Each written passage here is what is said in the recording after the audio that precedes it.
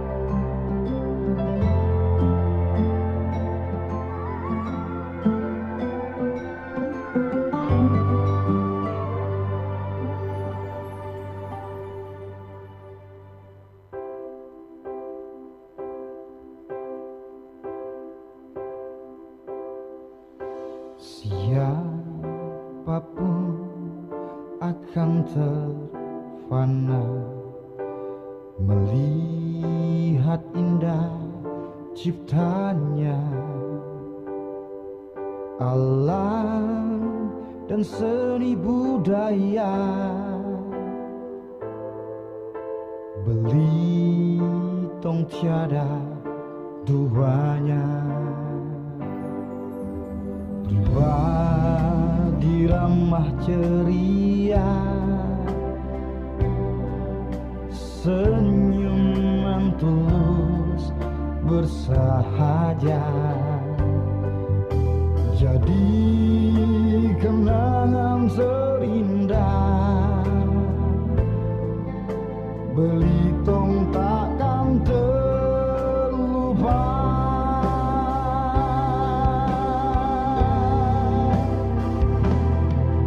Di mana ku berada,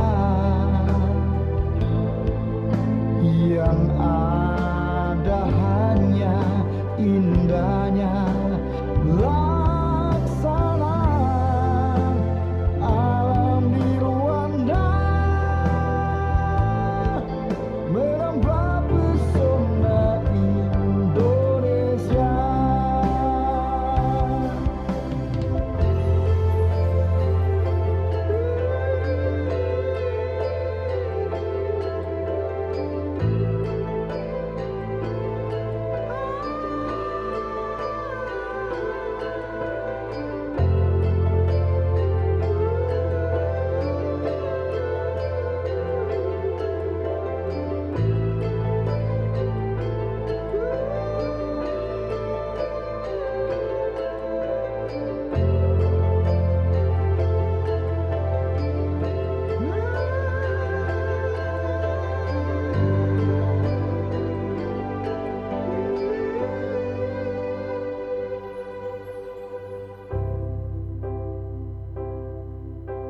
Pribadi ramah ceria,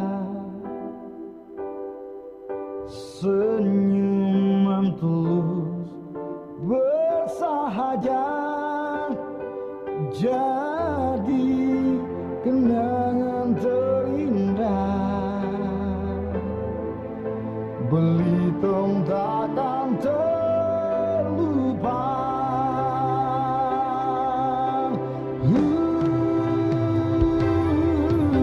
Di mana ku berada,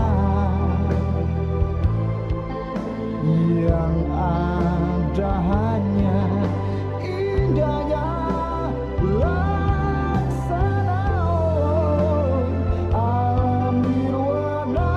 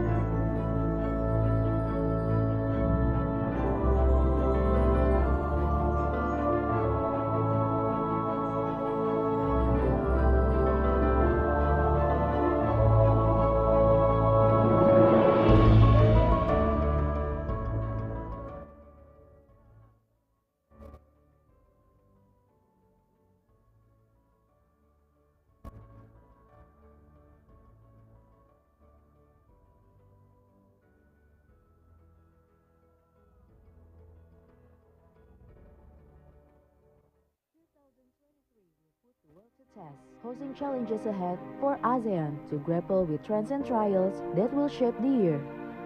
Indonesia's chairmanship adopted the theme of ASEAN Matters, Epicentrum of Growth. The theme echoes the multifaceted landscape of geostrategic and geoeconomic disruption. Therefore, ASEAN capacity must be strengthened to respond to the challenges of the next 20 years, to become more adaptive, responsive, and competitive. ASEAN must also be a region with robust, inclusive, and sustainable economic growth. Partnership will set forth the agenda on recovery and rebuilding, digital transformation, and sustainability onwards.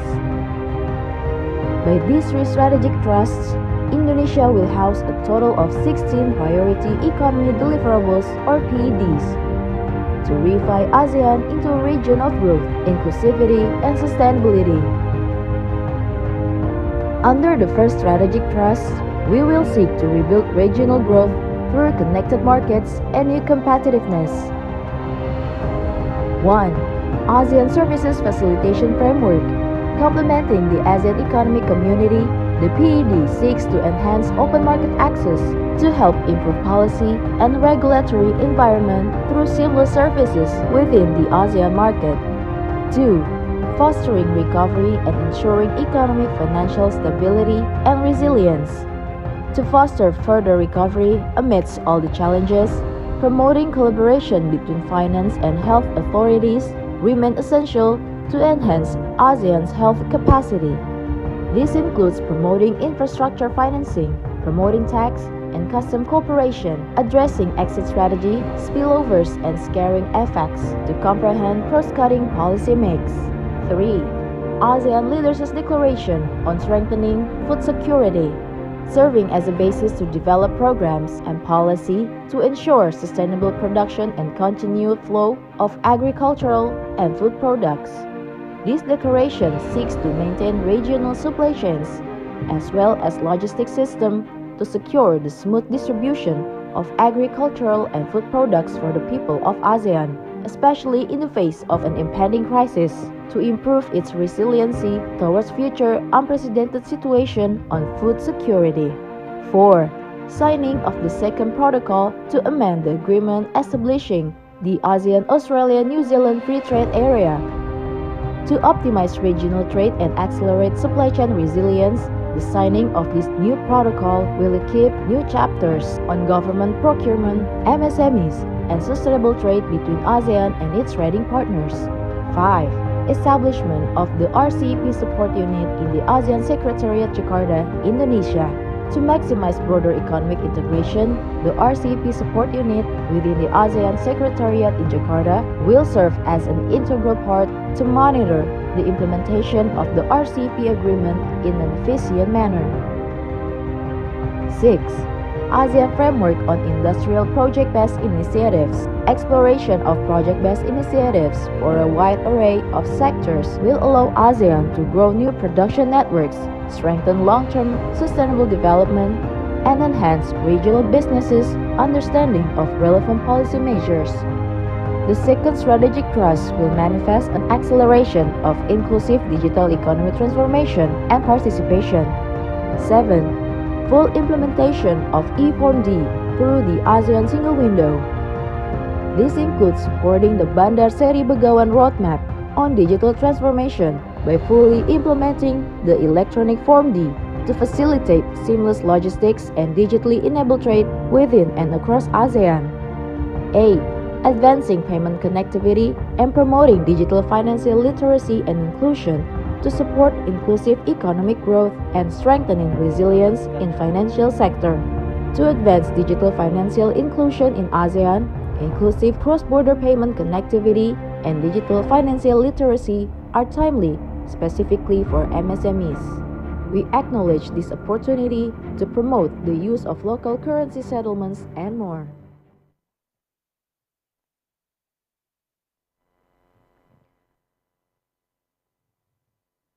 Welcome to all of our distinguished guests.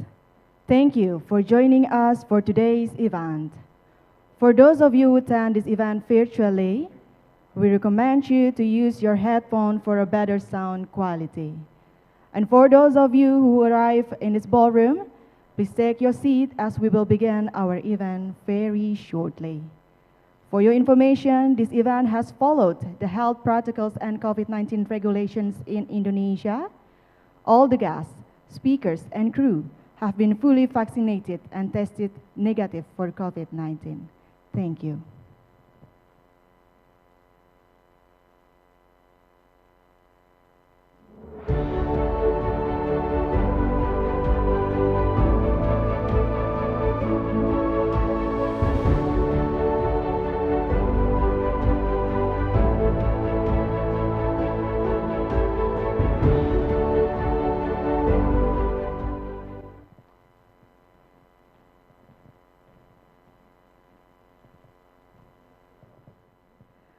Assalamualaikum warahmatullahi wabarakatuh. Salam sejahtera, Om Swastiastu, Namo Buddhaya, Salam Kebajikan. Good afternoon, distinguished guests, Bapak dan Ibu yang terhormat, ladies and gentlemen. Welcome to the 43rd meeting of the High-Level Task Force on ASEAN Economic Integration and Related Meetings, Multi-Stakeholders Dialogue on the Development of the ASEAN Blue Economy Framework. It is an absolute honor to welcome you in the beautiful island Belitung. My name is Akila Cahya Mentari Isgani, and I'm serving as your Master of Ceremony for today's event. To start our today's event, please give a big round of applause to warm up this event with a good spirit. Thank you. On behalf of the committee, we would like to extend the warmest welcome to our honorable guest, His Excellency, Chair of High-Level Task Force on ASEAN Economic Integration, Deputy Minister for International Economic Cooperation, Coordinating Ministry for Economic Affairs of the Republic of Indonesia, Mr. Edi Priopambudi, His Excellency, Acting Governor of Bangka Belitung Island, Mr. Ridwan Jamaluddin, Her Excellency, Deputy Minister for Economic Affairs, Ministry of National Development Planning of the Republic of Indonesia, Ms. Amalia Adininggar Widiasanti, His Excellency, UNESCO Chair in Blue Governance, Professor P.A. Faye, all of our speakers and moderators, and all of our guests joining us today here in Belitung. Ladies and gentlemen, our distinguished participants, to advance the discussion on blue economy sectors in ASEAN, the Ministry of National Development Planning of the Republic of Indonesia, Bappedas, will hold the multi-stakeholders dialogue on the development of the ASEAN Blue Economy Framework as a side event of the 43rd meeting of the High-Level Task Force on ASEAN Economic Integration to address the growing imperative towards better resource management, traditional and emerging industry demand, and sustainable financing for blue economy recovery in ASEAN. Today's dialogue is to be a knowledge-sharing platform on existing blue economy initiatives of ASEAN member states and to identify potential areas for regional collaboration and possible prioritization on the work on the blue economy. Ladies and gentlemen, our honorable guests, to start our event this afternoon, it is a pleasure for me to call upon the Chair of High-Level Task Force on ASEAN Economic Integration, Deputy Minister for International Economic Cooperation, Coordinating Ministry for Economic Affairs of the Republic of Indonesia. Without further ado, please welcome Mr. Edi Priopambudi to come up to the stage.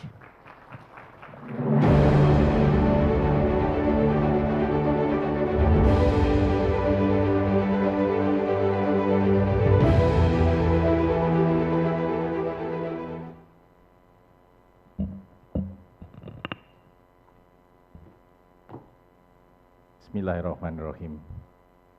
Assalamualaikum warahmatullahi wabarakatuh.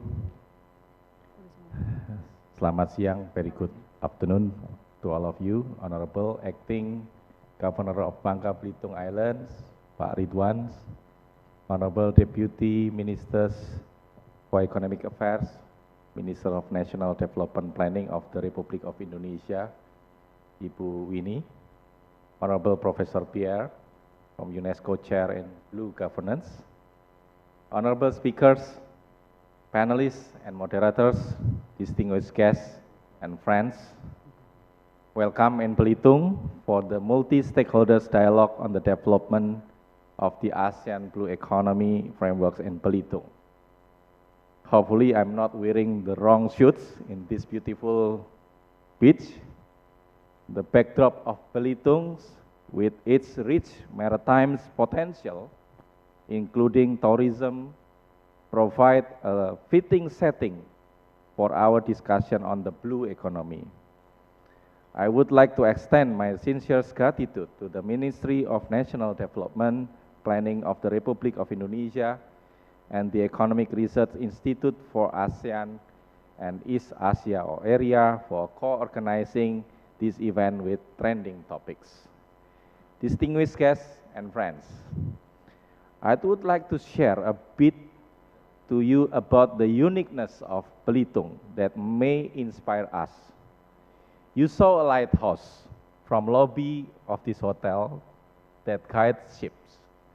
So we are here to guide our leaders in understanding the importance of blue economy. The ocean have been receiving increased attention as a potential area of the development. The significant change occurring in the world ocean due to several emerging factors, such as climate change, overfishing, habitat destruction, and pollution. The ocean holds significant economic importance, mainly in ASEAN and Indo-Pacific. It is estimated to have a value of US dollar 2.5 trillion in goods and services. The market value of marines and coastal resources is estimated at 3 trillion US dollars per year, as much as 5% of global GDP. This comes for benefiting industries such as biotechnology, energy production, fishery, tourism, and of course transportation.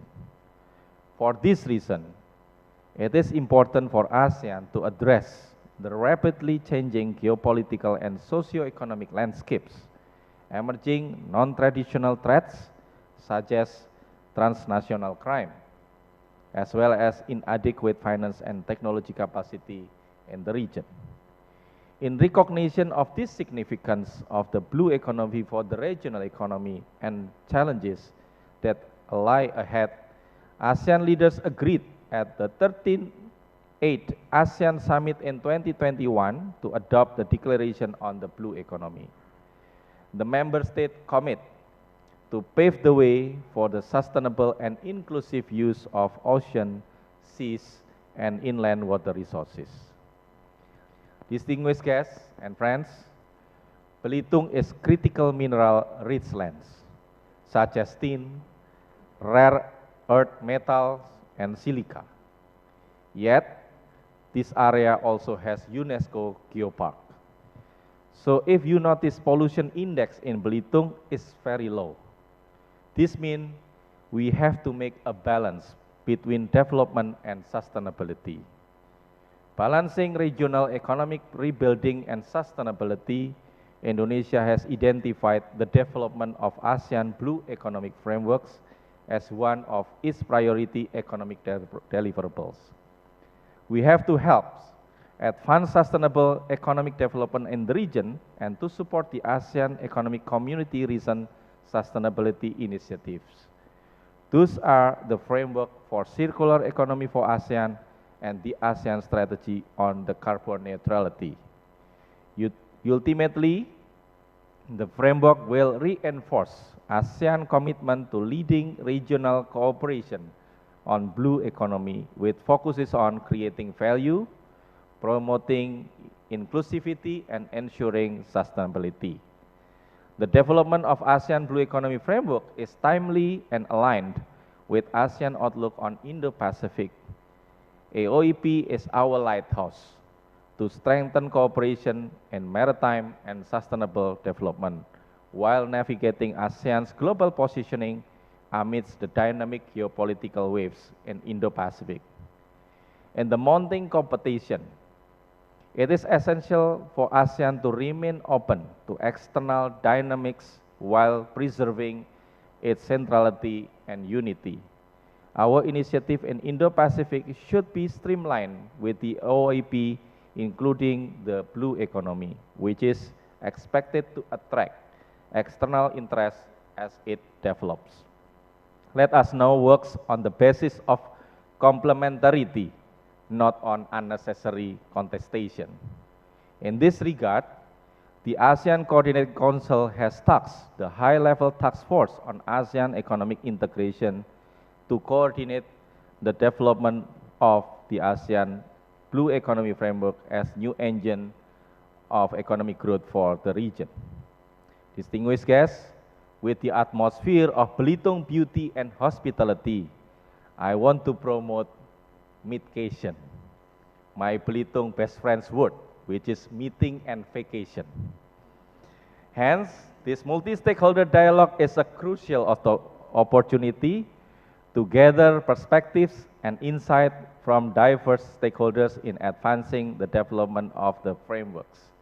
The events take place at the opening of the 43rd meeting of the high-level task force on the ASEAN economic integration, incorporating the centrality of the blue economy within its discussion. I hope that today's deliberation will be both productive and illuminating, and I extend my heartfelt appreciation for your participation. I also hope that you enjoy your time here in Belitung. Some of you already have long meetings during the ASEAN, so take a break in Belitung and take the opportunity to experience the rich cultures and natural beauty of this wonderful place. If you feel so happy, please come back here again. Thank you. Let us give a big round of applause for Mr. Edi Priyopambudi. Thank you for opening remarks to start our event today. Ladies and gentlemen, next we will hear the opening remarks that will be delivered by Acting Governance of Bangka Belitung Islands to deliver his remarks. To Mr. Ridwan Jamaluddin, the stage is yours.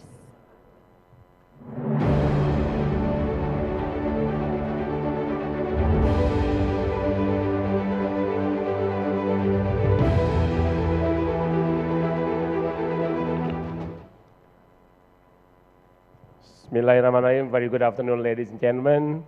The Honorable Deputy Minister of International Economic Cooperation, Coordinating Ministry for Economic Affairs of the Republic of Indonesia, Mas Edi. The Honorable Deputy Minister for the Economy, Ministry of National Development Planning of the Republic of Indonesia, Mbak Ning. Honorable Professor Pierre Feye, hope I pronounce it right. UNESCO Chair in Blue Governance, respected speakers, panelists, moderators, ladies and gentlemen.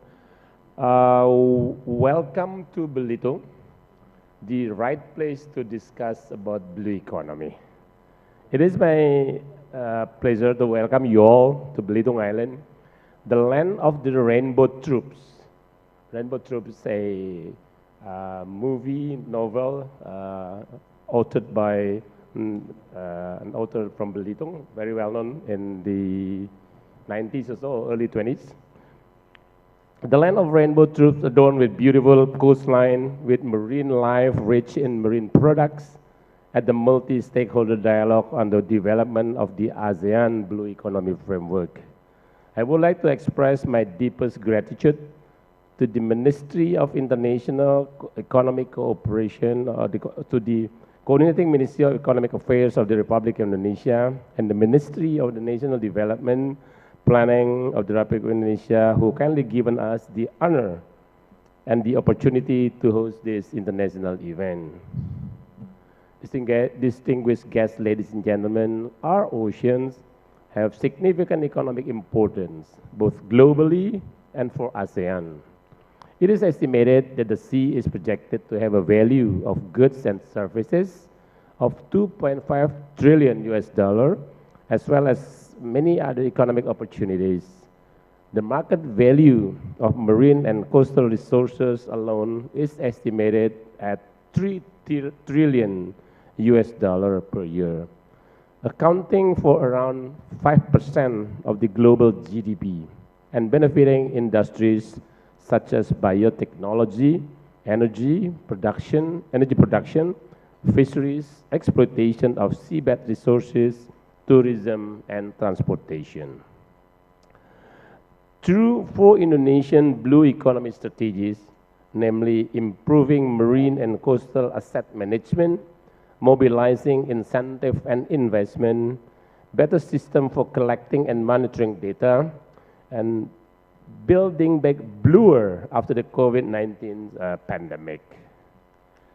This strategy is not just a sweet promise, but it's a series of concrete steps taken with capacities and targets, as well as affirming Indonesia's large and rich maritime economic potential in making a significant contribution to the recovery and transformation of the nation's economy, especially to increase employment, productivity, and added value for the economy.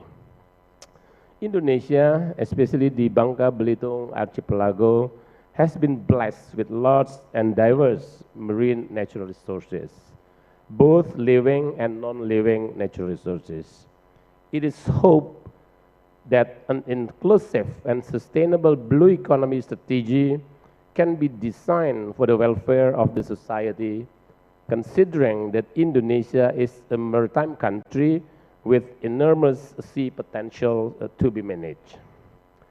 The natural wealth of Bangka Belitung, which is located on the east coast of Sumatra Island, has millions of beauties. The combination of beaches and mountains from this tin-producing island has always succeeded in enthralling its visitors, consisting of 950 small islands, with 80% of its territory being the sea, which has made Bangka Belitung one of the provinces with extraordinary maritime economic potentials. This abundant potential includes maritime tourism, potential capture of fisheries resources, potential aquaculture resources, brackish water aquaculture, marine aquaculture includes grouper, seaweed, sea cucumbers, and pearl oysters, not including opportunities for biotechnology development, wave energy, ocean currents, solar heat, and algae as a new source of energy for electricity generation. In addition, the mineral potential is very high and unique, with comparative advantages when compared to other regions in Indonesia. We really hope that there will be more positive impacts in the short, medium, and long term for Bangka Belitung in the blue economy roadmap through policy intervention at the national, regional, and local levels, including budgetary interventions and cross-country cooperation.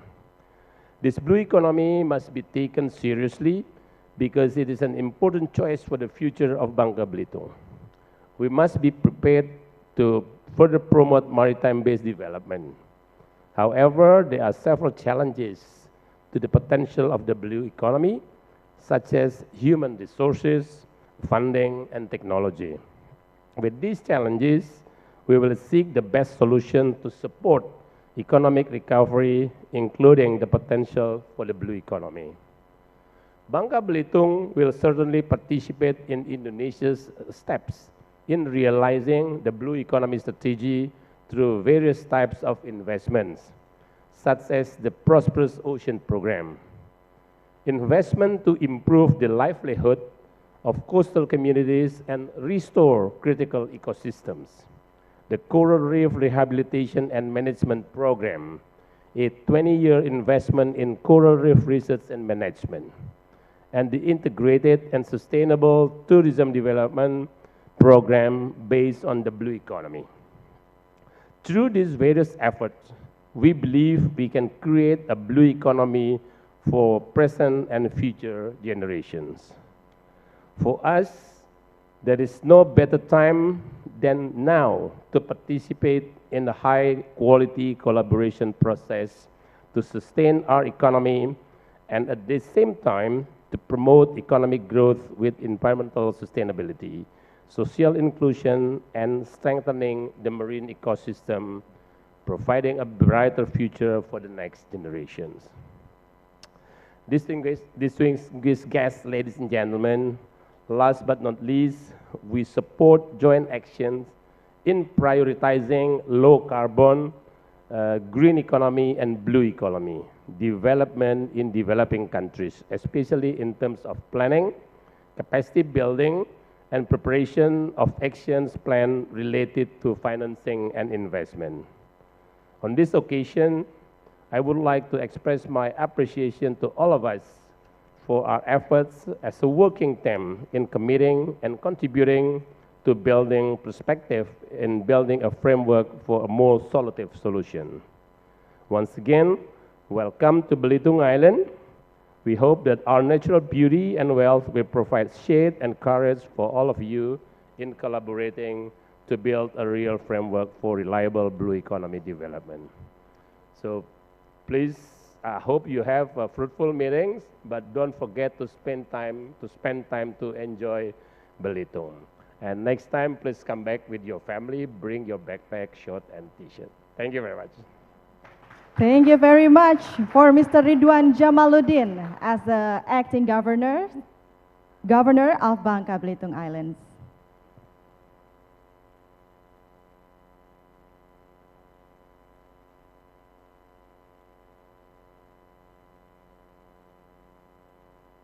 Well, ladies and gentlemen, our honorable guest. The next agenda, the keynote speech by Deputy Minister for Economic Affairs, Ministry of National Development Planning of the Republic of Indonesia. Without further ado, please welcome Ms. Amalia Adininggar Widyasanti.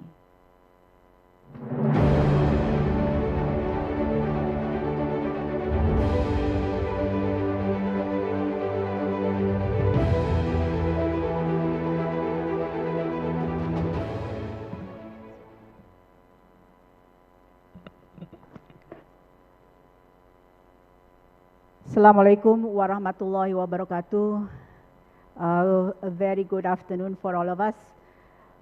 His Excellency, Chair of the High-Level Task Force on ASEAN Economic Integration, Deputy Minister for International Economic Cooperation, Coordinating Ministry for Economic Affairs of the Republic of Indonesia, Bapak Edi Priopambudi, His Excellency, Bapak Ridwan Jamaluddin, Acting Governor of Bangka Belitung Island, Deputy Secretary General of ASEAN for Bapak Satvinder Singh, and Head of Bank Indonesia of Bangka Belitung Region, Bapak Fatur Rahman, Excellencies, Head of Delegations, distinguished delegates of the 43rd meeting of the High-Level Task Force on ASEAN Economic Integration and related meetings.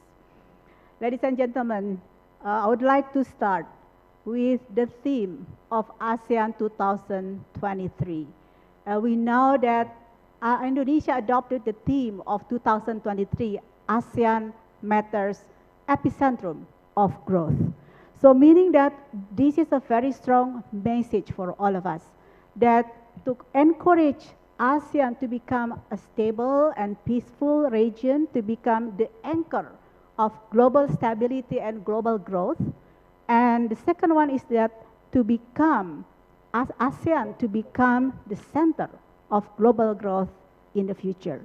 So this is actually our opportunity together, that ASEAN actually has growth potential, but we need to collaborate and work together to utilize our economic potential.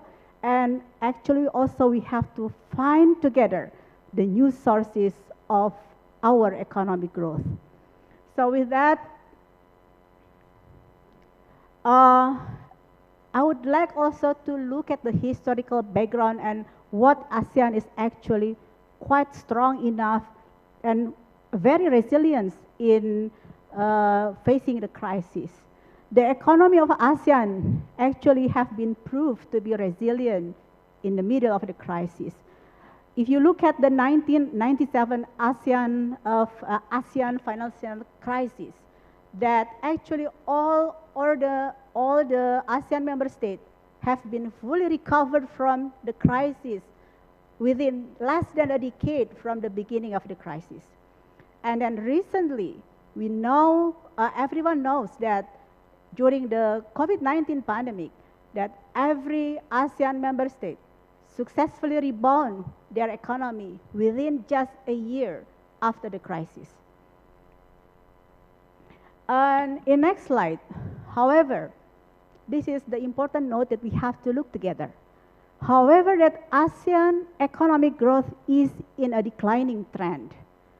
ASEAN actually needs a new engine of growth. Even though our overall GDP per capita of ASEAN is around 5,000 US dollars, but that is not enough.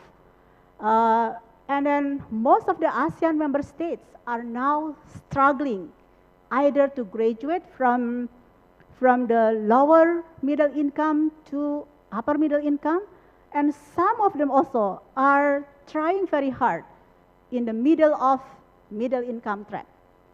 So meaning that some of the ASEAN countries, including Indonesia, is really try very hard to escape from the middle income trap.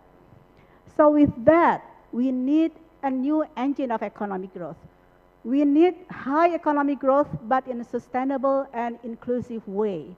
And then blue economy is actually one of the potential that we can utilize together to really put a new source of engine of growth, and then we can improve, and then we can make our economy stronger, but not only stronger and resilient, but also we can untap our economic potential, and we can be able to have and to achieve a high growth in the future.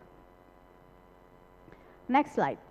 The potential of blue economy is very wide, and then OECD projected the value added of ocean economy actually will reach around 30 trillion US dollar by 2030.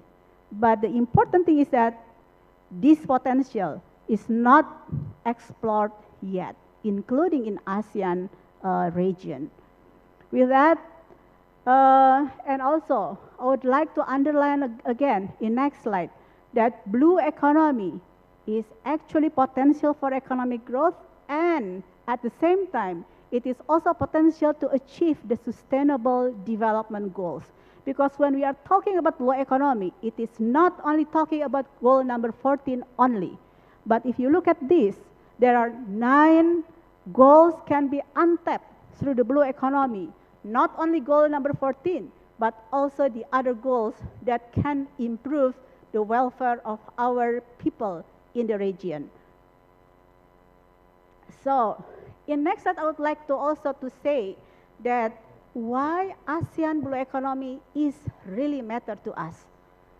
Because actually ASEAN countries is not separated, but we are connected by the ocean. So ocean is not our separation, but we actually connected by the ocean. And in the ASEAN ocean is actually contributed to 2.5% of the surface of the all oceans. And within the ASEAN region itself, we are covered by ocean as much as 66%. And then Southeast Asian water contributed to the 15% of the global fisheries, and then employ approximately 625 million people in the related sectors to ocean. And then ASEAN ocean also famous as the biodiversity hotspots and among the most productive ecosystems on the planet, providing critical ecosystems for nurseries, habitats for varieties of marine biodiversity, coastal protection, and adaptation to the climate change. And the other one is ASEAN blue economy. Next slide. Is the future engine of ASEAN economic growth because we have a lot of opportunities in there. One, Southeast Asian waters are located on two of the world's major shipping lanes. And then second, it has a growing renewable marine energy sector. And the third, there are global interests in ecotourism that can open up our growth potential in our economy. And the fourth, we can develop a potential marine biotechnology sector. And the last one is that we have a lot of demographic bonus that we have to provide jobs to them, but with a more better and quality jobs that we can provide through blue economy. With that, also I would like to highlight here, next slide, that blue economy on the geo-economic perspective. So ASEAN vision in 2040 that we would like to become the top 4 economies in the world. And then blue economy is actually our collaborative actions and collaborative effort, transforming ASEAN from a divided diplomacy to a united diplomacy. Blue economy also become the sustainable economic model that we can go through. Blue economy can be a tool to promote our ASEAN centrality, and blue economy can be the new engine of our economic growth because it can enhance adoption of the new technology. We can also encourage and find the new sources of growth by a coherent policy to achieve a sustainable growth in the ASEAN. So with that, ladies and gentlemen, that we don't start from the scratch to uplift the blue economy in our region, because in the 38th ASEAN Summit, there has been the ASEAN Leaders Declaration on the blue economy. We would like to uplift this declaration, and we would like to make it and prove it that ASEAN can work together to untap the potentials from the blue economy. And that's why what is next that we are going to do in 2023, blue economy is one of the priority economic deliverables of Indonesian chairmanship in ASEAN. And the future of blue economy is actually the future of ASEAN. Next slide. In ASEAN Blue Economy Framework, this is one of the deliverables that we would like to achieve within this year. We have to be able to develop the ASEAN Blue Economy Framework, because this is, again, this is not start from the zero, because we have ASEAN Leaders Declaration on the blue economy, and then from that foundation, we'll have a blue economic collaborative action, and then we also develop the framework that can be our foundation to work together, and then it will be the key deliverable to support the realization of ASEAN matters as the epicentrum of growth. Next slide. So the objective of ASEAN Blue Economy Framework is you would like to create value chain. You would like to support inclusiveness and cross-sectoral and cross-sectoral stakeholder approach. And this is number one. Blue economy will be the new engine of growth. But not only that, because we have also to develop a common understanding on blue economy in the ASEAN region. We also, the third one, we also have to build the recommitment to translate the previous commitment into a concrete actions. And the last one, we have to be the continuous engagement. We will not stop on this year, but it will be continued to the year, next year and the year after, because we are now in this year, we are trying to develop the ASEAN Blue Economy Forum approximately early July, and then from that will be established a platform of ASEAN to work together on blue economy. Next slide. What is the scope of the ASEAN Blue Economy Framework? So this is our concept on the scope that still can be built later on, that the scope of the ASEAN Blue Economy Framework that we are going to propose is: one, blue science, data and technology; second, blue conservation and management; Third, blue priority sectors. Again, blue economy is cross-sectoral approach.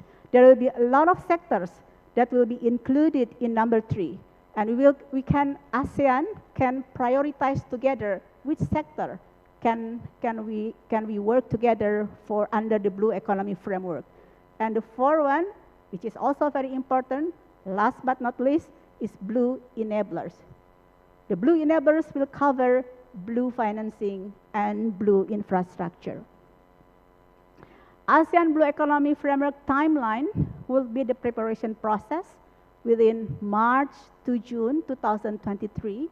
And then the formulation process that will include the Blue Economy Forum and also the submission of the final draft to the HLTFEI. That will be sometime around July to August 2023. And the finalization process will be in September 2023. The objective of this forum, Excellencies, ladies and gentlemen, that we will be having a multi-stakeholder dialogue and cross-sectoral dialogue, because we would like to build awareness and sharing thoughts on the importance of blue economy for ASEAN. On this forum, we also will provide and deliver recommending reforms and necessary mechanisms that could support the blue economy initiatives in the ASEAN region. Third, we can identify challenges and risks in the implementation of blue economy in ASEAN. And the last one, that we can also work together to project the potential benefits by participating in the blue economy of ASEAN. Last one, this is the time for us. This is a time for us to work together, because coming together is a beginning, keeping together is a progress, but working together in the ASEAN will be a success for us. Thank you very much. Thank you very much, Ms. Amalia Adinigar Widyasanti, for your keynote speech.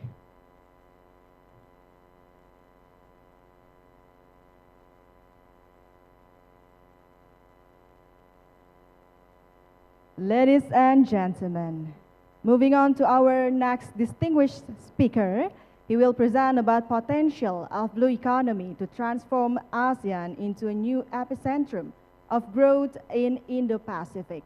Without further ado, please welcome Professor Pierre Faye as UNESCO Chair in Blue Governance. Time is yours.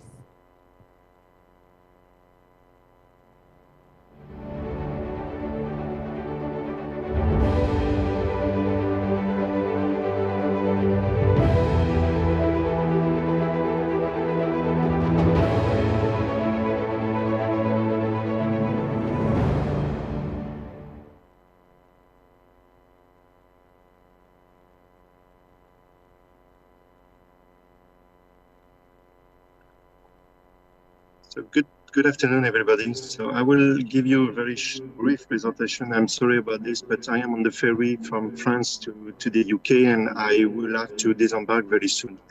Okay. So I hope everybody can hear me properly. Yeah, that's fine. Okay. So can we start the presentation?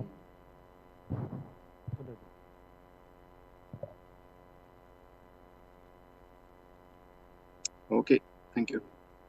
Okay, so yeah, so the presentation is based on the work we have done. Is mainly based on the experience we have drafting economy strategy for the African continent, for the African Union, for other economic community like the ASEAN. More in Africa and in the Caribbean. So we have done, I think, 5 or 6 for the different RECs in Africa and in the Caribbean, and also for countries like Seychelles, Bangladesh, Jamaica, and other countries like Madagascar. We are working at the moment. Okay. So next one, yeah. So the presentation. So the idea here is, I think the previous speaker has already touched upon many things that I wanted to show you, but that's fine. It seems that the concept is getting well understood.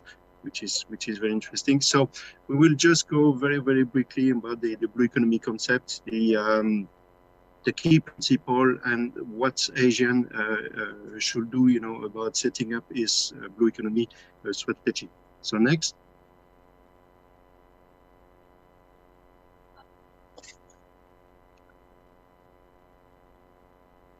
Okay, so just for the concept, and this is something interesting to have in mind, is that this is, and I think the honorable minister said that, this is a trans sectorial approach. Okay, and it doesn't only link the economics and the different sectors of the economy, but also the economics and the environment, and also the environment with the social. So this is something that we need to have in mind, that it's something that is really transversal.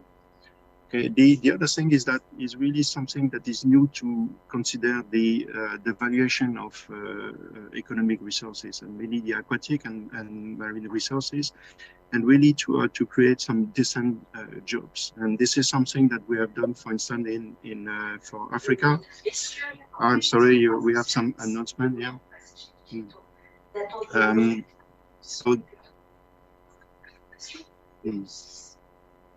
So next one.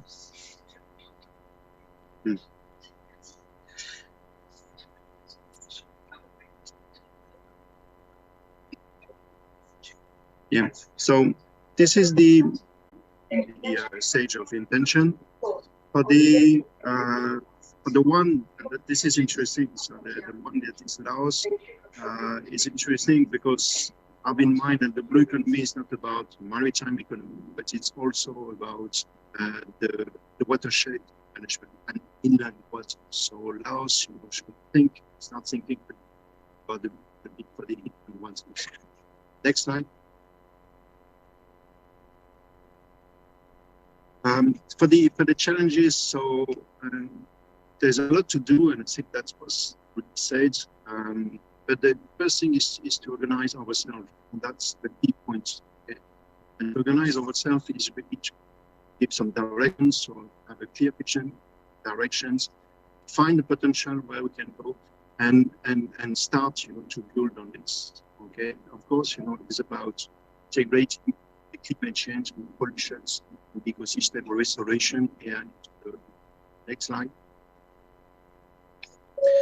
And if we look at the ASEAN opportunities, you can see that what is interesting, you can see from the top right on the slide, that oil and gas exploitation, deep sea mining, these are very expensive.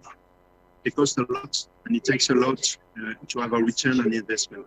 While we have some other activities like the ecosystem restoration, the responsible tourism, natural heritage valorization. I think there was a video earlier on this.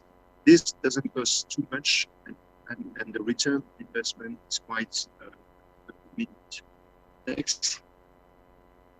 So how ASEAN can be at the forefront? I think this has been said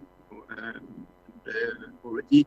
So, but the first thing is about fixing the issue, the problem that we have with the fisheries, with the exploitation of the resources, with everything that creates some damages. Okay? And among this, there's a lot about restoration. That's, I think, one of the key words that we need to have in mind here is about restoring what has been degraded in order to exploit correctly all the resources. We made, for instance, in Africa, by the African Union, an estimate of what will be the benefit of the restoration of the coastal ecosystem. And we found that by restoring the ecosystems, the mangrove, the seagrasses, and the reef, it will increase the fish production by 10 million tons every year. 10 million tons is what is currently caught in the African waters. You see the potential of the restoration by fixing the issues. The other one is really about using the potential of the Asian countries to develop high-value projects. And I'm thinking about the algae, which is very well developed in Indonesia, of course, but also in the other countries. This is the sector where the growth, the percentage of growth is the highest at the moment. this is something very good. Of course, the cooperation, and value addition, but this is something. Next one. So in terms of pillar of intervention, I think the Honorable Prime Minister mentioned this. So we have we have 4 pillars here. We put first, the regional cooperation and regional integration, and after the pillar 3 is on the structuring the blue economy, and the pillar 4 is about reinforcing the sector, the traditionals and the emerging sector of the blue. So for the first one is really to do some innovative activities. Second one is more about the cooperation and integration, and we would see it's going into it. So next one. So for the pillar 1, you will see there's a list of activities, but it's really to be so the next slide is really to be carbon neutral first. That's the first thing that is very important. So, and this is a commitment that most of the country have done for the Paris Agreement. And 2, I was mentioning the restoration. So it's really about the promoting ecological health and combating pollution. That will improve significantly as well the living conditions of the people. Exploring the blue energy, increasing the resilience of ecosystem, and of course integrating human rights and human well-being into the equations. The second pillar, so it's on the enhancing the regional cooperation and integration. So the first one is on the research training. Second one is on the intra-regional trade, and this is why we have the ASEAN as such. And the Blue Tourism Charter, I think that will be something interesting to create some connectivity in terms of tourism among the different countries. Next one. So the pillar 3, so this is something that all the countries have to start to work on, and it is very challenging. It is challenging because it needs a very strong coordination. And this is something that is always, not always, but most very often missing in the implementation of the blue economy, both at the regional,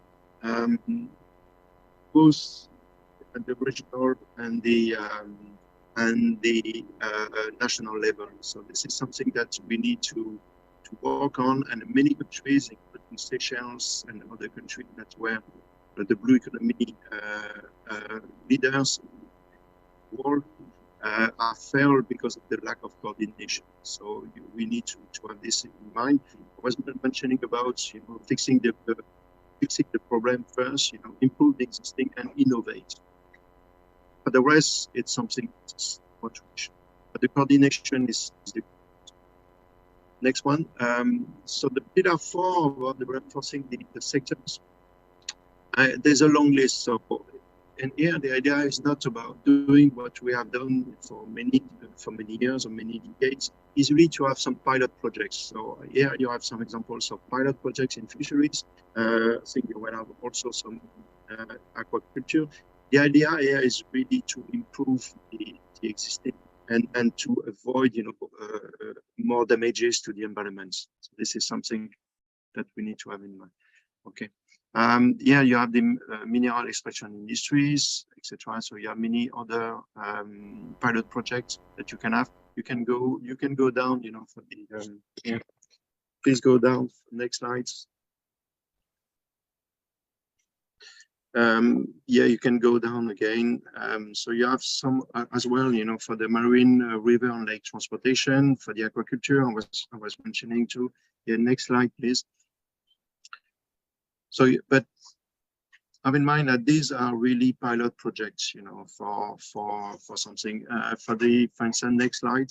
So the desalinization, for instance, there were some. I was in the Pacific very recently, a few weeks ago, and the osmosis system, drinking water, is working very well. So there are many areas where we can improve, the existing situation with not so many big investment, but a lot of thinking. And same for the, thing you can go to the next one. Same for the marine biotechnology. I think this is where I see ASEAN as a very, very strong asset and very good opportunity to go a bit further than just the production and just install themselves into the production of biochemical or biopharmaceutical product. This is just refer this very briefly. This is the implementation scheme. So you will find it. It is in the report. So how to do it, from for the pillar 1 and 2, and for the pillar 3 and 4. I think you have to reverse here. The regional level is pillar 3 and 4, and the national is pillar 1 and 2. But it's very well explained, I think, in the report, so I will not go into the details. But the key point you need to have in mind here is about the stakeholder consultation and stakeholder participation. This is one of the other reasons with the lack of coordination that the blue economy implementation failed in many countries, is that because some stakeholders have the feeling to have been left behind. So I really encourage you to have a very strong participatory process okay, so I thank you. I'm really sorry, for the not so good presentation, but in the ferry, the connection is not so good and it's quite challenging. So thank you so much. Big round of applause for Mr. Pierre Fayet. Thank you so much. Please stay on your screen. Can you open your camera, please, sir? Because we're gonna do a photo session together, I would like to invite to come up to the stage Mr. Edi Priyopambudi, Mr. Ridwan Jamaluddin, and Ms. Amalia Adininggar Widyasanti to come up to the stage because we're gonna do a photo session. Mr. Fayet. Hello? Yes. You can hear my voice, sir? Yes. All right. Yeah, I can hear you. So this photo session.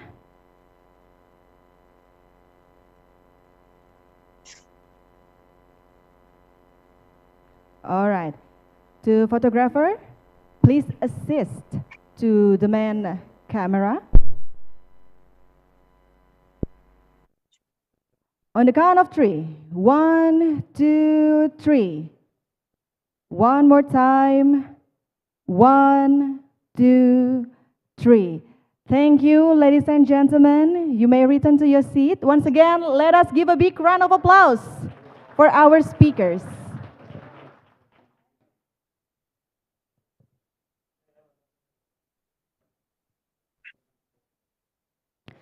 Ladies and gentlemen, ocean has received increasing attention for its significant economic potential, especially for the Southeast Asia countries. It contributes 2.5 trillion US dollar in goods and services and obtains 3 billion US dollar per year, accounting 5% of the global GDP in the market value. The ASEAN region started to address this issue through the leaders' declaration on the blue economy. This declaration emphasized the willingness of the ASEAN member states to transform its economic strategy by optimizing the region's big potential in maritime sections. Indonesia's ASEAN Chairmanship 2023 will the development of ASEAN Blue Economy Framework as one of its priority economic deliverables. The framework will be a board strategic guideline for the region to advance its economic growth. The ASEAN B framework will be focused on covering 3 elements: creating value, promoting inclusivity, and ensuring sustainability. It will also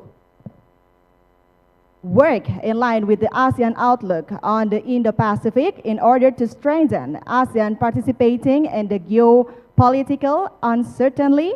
The blue economy is expected to become the new engine of growth for the ASEAN member states. Ladies and gentlemen, now we're going to open our insightful session. The first session will discuss how far ASEAN member states are developing a blue economy. There will be assessments of existing policies, activities, challenges, and proposed pathways to address multiple barriers in the realization of blue economy, which will serve as inputs to the development of the framework. And without further ado, please welcome our moderator for this first session, Ms. Intan Ramle, as Economic Research Institute for ASEAN East Asia. Please give a round of applause for our moderator.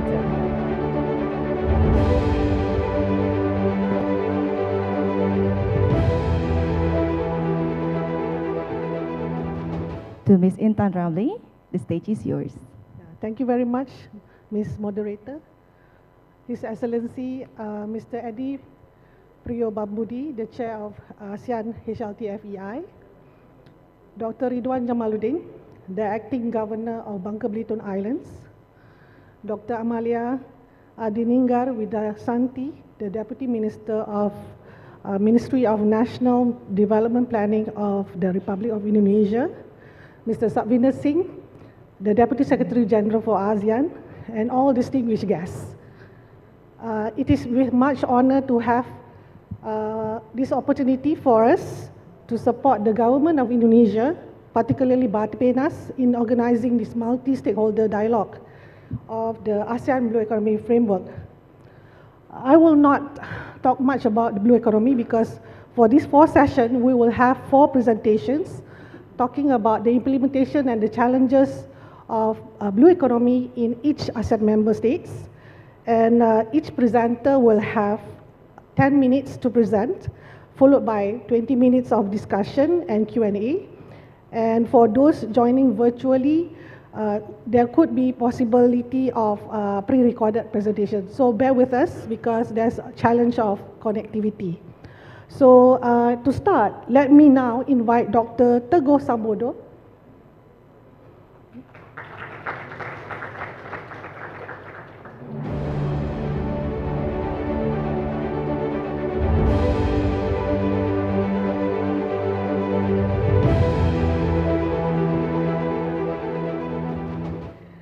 Professor Tamat Sarmidi,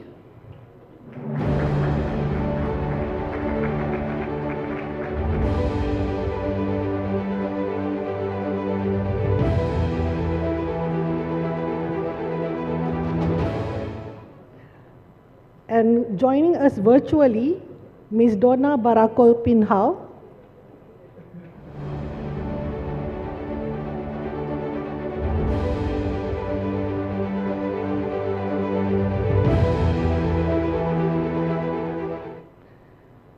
and Ms. Duang Tip Chomprang as speakers.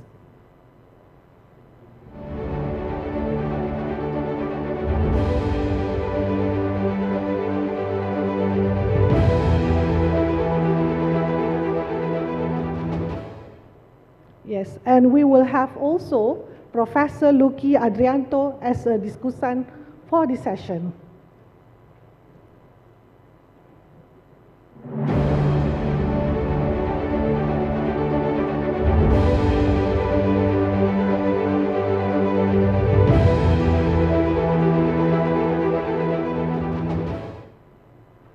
So without much ado, let me first start with Dr. Teguh Sambodo, who is the Director of Tourism, Industry and Creative Economy of Indonesian Ministry of National Development Planning.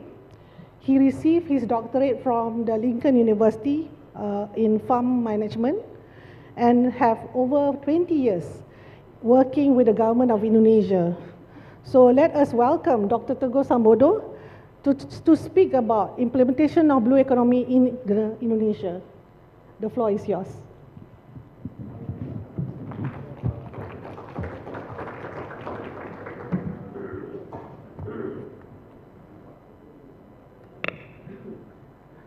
Thank you, moderator.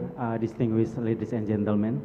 Let me start to present to share to you about what Indonesia has done in promoting blue economy. So basically, what blue economy is relevant for Indonesia because blue economy, Indonesia is an archipelagic country where most of our population live close to the coastal area. And we have so many natural resources, and the challenges are how we can manage these resources for, for the prosperity of our population. It is not only about the economic scale, but also it is about on how we can protect our marine resources and make it sustainable in order to provide economic opportunity not only for the current generation but also the future generation.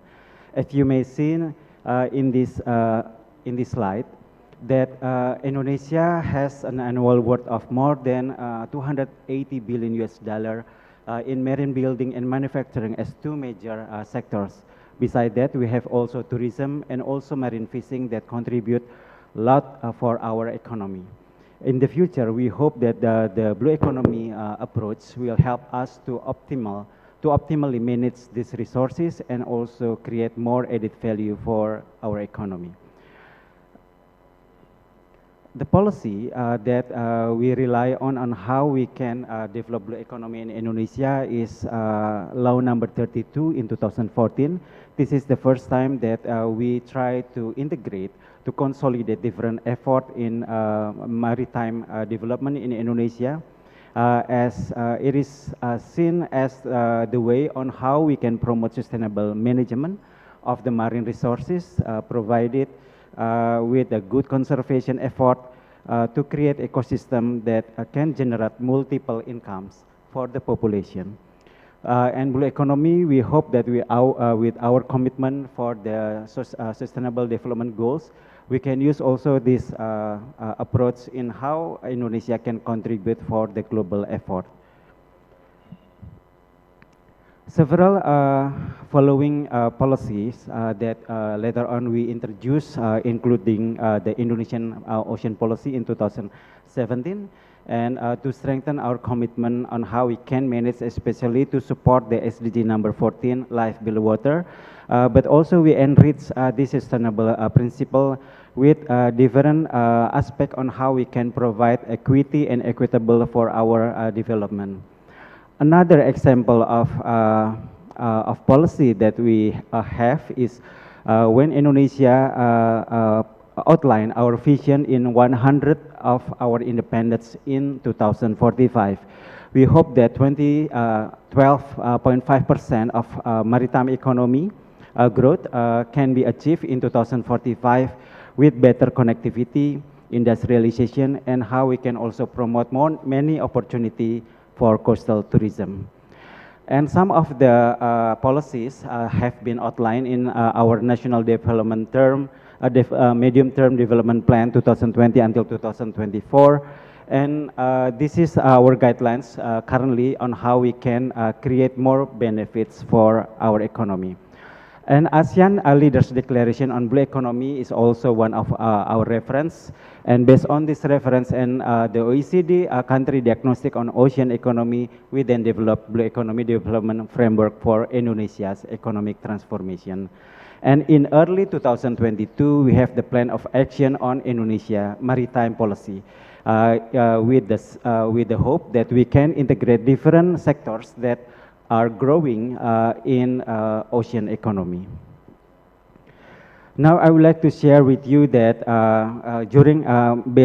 because of the COVID-19 recovery offers an unprecedented opportunity to reset and structurally transform our economy. We think that blue economy can become one of the strategy, the game changer of our economic transformation to become more inclusive and sustainable economy in the world. And in order to do that, we have several initiatives that have been introduced, including the Blue Economy Development Framework that has been introduced in 2021. And also during our presidency in G20, we include the Blue Economy discussion on green economy, including blue economy for low carbon development and climate security. We hope that this can strengthen our commitment for promoting global collaboration in blue economy development in Indonesia. And for the achievement of our current target, we developed National Blue Agenda Action Partnership, chaired by the Coordinating Ministry of Maritime Investment Affairs of the Republic of Indonesia, with the hope that the collaboration between line ministries, local government, national government, as well as development partners can support Indonesia in achieving our targets that have been outlined in our medium-term development plan. And of course, some ongoing blue economy development projects, they are still developing, including in several sectors, particularly in fisheries, blue carbon, marine tourism, and in manufacturing. And the challenge for us is mainly related to the awareness on how we can improve our awareness in different sectors, in different level, and to provide, to commit with on how we can manage the environment, the resources, as well as to tackle several issues, including poor infrastructures, limited market, lack of connectivity, variation in data, reliance on imported raw materials, and other challenges. And with that, we hope that we can improve our capacity to manage the resources and use the knowledge to improve economic value from blue economy.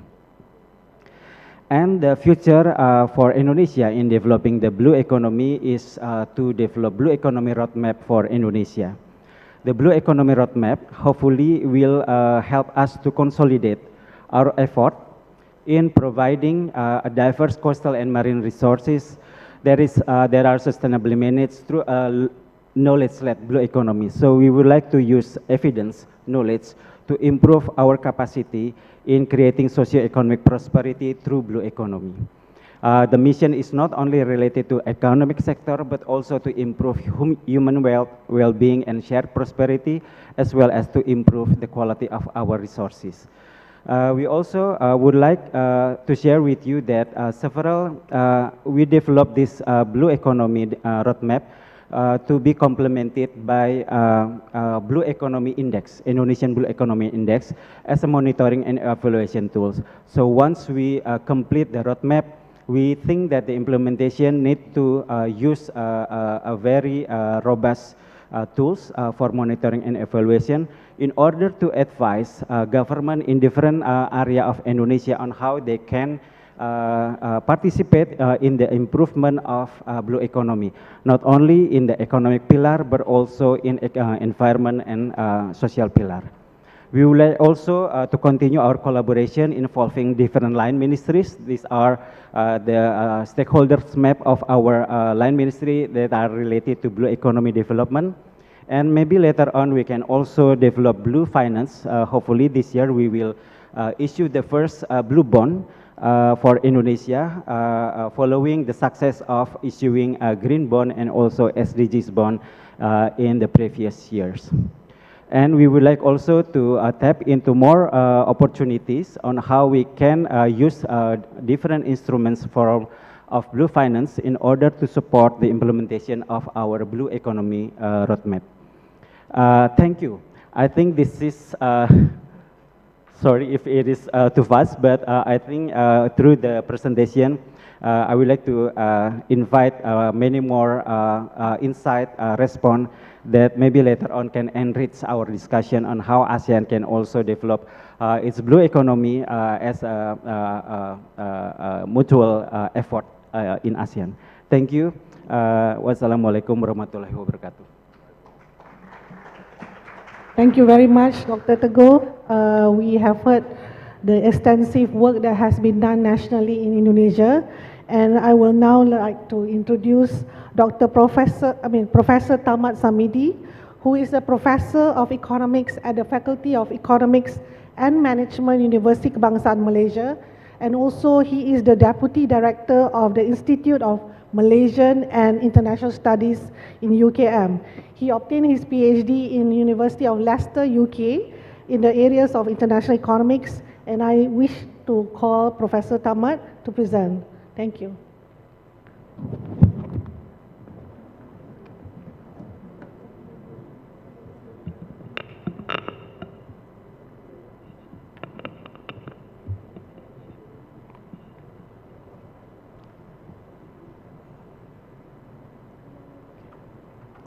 Assalamualaikum warahmatullahi wabarakatuh, and very good afternoon, respected guests and ladies and gentlemen. Thank you very much, Dr. Intan, for giving this opportunity to present Malaysian's progress and current situations of blue economy in Malaysia. Ladies and gentlemen, Malaysia has a very much connected to oceans. Okay, that's not only physical, but we can say that spiritually too, because in historical times, where most of the settlements we can say that in coastal area, they believe that these oceans got some, we can say that supernatural power if you are not abide to certain laws and regulations, to such extent that if you want to go for fishing, you have to seek permissions from the, we can say that some supernatural power from the oceans, so that they can inflict some calamities to these settlers. So for that reasons, they abide to these rules. And then they have a very much connections on the livelihood too, where they go for fishings, and then small businesses on marine product, and then they use it, these oceans for transportations. So what I can say is that the community at that time was very much blue compared to nowadays. And then only after, we can say that now modern era, where due to quote unquote greed, that we overuse of the oceans, and then we damage some of the ecosystem, and then we try our best to preserve it, which our ancestors last time was keep it for us, meaning that's for thousands of years, but in this modern era of less than 100 years, we have damaged a lot of the resources in the oceans. So for Malaysia, as Prof. Pierre mentioned, there is no solid policy, there is no stance on this, and then when we do some research, we do interviews and focus group discussion to certain groups, especially in EPUs, we come up that only up to RMK 11, which is 11 Malaysia plan that mentions about this blue economy. That's also not very direct statement, but it's under the SDG 14 of life below water. That in this RMK 11, we commit to conserve and sustainably use the ocean, seas, and marine resources for sustainable development.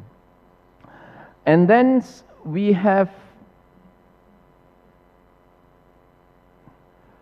the clear indications of this blue economy in RMK 12, 12 Malaysia Plan, under Chapter 8, Theme 3, under Priority Area B, the Managing Natural Resource Strategy, and then under the Strategy B1, that enhancing constructions measures of the coastal and marine areas. So these are the area where I think Malaysia got a grounds to develop, okay, because it is our plan up to 2025 to have this blue economy. Even though Malaysia has signed this UNCOL, okay, since 1992, and then we ratified it in 1996, and then we also signed this the Part 11 on the concerning the oceans area on the deep seabed mining in 1994, which enable us as the member state or the party, okay, state party of this UNCOL, and then of ISA. So which enable us to do seabed mining further than 200 nautical mile from the shore. So as a state party of the UNICOLS and ISA, Malaysia got this advantage of exploring a deep sea, which I think at the moment China and Japan has doing aggressively in the area. So in terms of attracting foreign investors, MIDA, the authority that's control of this international investment coming into Malaysia, also committed a sustainable use of ocean resources for the economic growth, improve livelihoods and jobs while conserving the health of the ocean's ecosystem. So I think this is another stand by Malaysia, okay, and academician also, Academy Science Malaysia, they agreed on the sustainable economic activities and around seas and the coastal area. So why Malaysia needs this? Because we noticed that 23% of the Malaysian GDP contributed by blue economy, where the largest part, 39%, coming from ships and ports, 26% from marine and tourism and recreations, and then 21% coming from fisheries and aquaculture, and then marine research, 9%, and then oil and offshore, even though we known as for our Petronas, but only contributed 4%, and then manufacturing 1%, and marine constructions 1%. So we have this traditional sector, fisheries, island tourisms and coastal tourisms, and then we have also emerging sectors in the area. So related to the stakeholders that we have, okay, under these 8 categories, 8 sectors, there are various ministries that involve, okay, that I think it is good for us to run on this blue economy. Due to time's limit, I think these are the sectors, and then the ministries and some of the, we call it related activities that lead to the blue economy.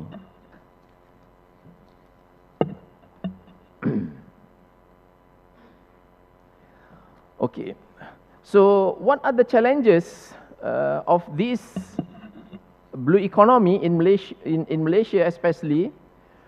We noticed that, as Prof. Pierre mentioned also, there is no solid act or policies. So we have this absence of comprehensive national oceans policy and marine spatial plan, and then we are in a new or emerging sectors. We can say that we are shortage of manpower and resources, and then there are some overlapping jurisdictions between state and federal governments. So these are few, what do you call it, challenging issues. And then we believe that we also have a very strong enablers that can lead Malaysia to the, meaning that to standards of this blue economy, that we need to internationalizations, and then we have to have a good infrastructure, and not only that, infrastructure on the database, and then on intellectual capital, and then we have to strengthen our institutions, and then the government has to offer good incentive to the society. So we believe that we have immediate actions need to be taken by Malaysians, especially on the public awareness, and then we need some central authority to better manage this blue economy. Otherwise, there means some loophole that relating to blue economy, and then we need a data collections. That's for immediate one. And then short term, we have to develop national strategy and policies, and then logistic support.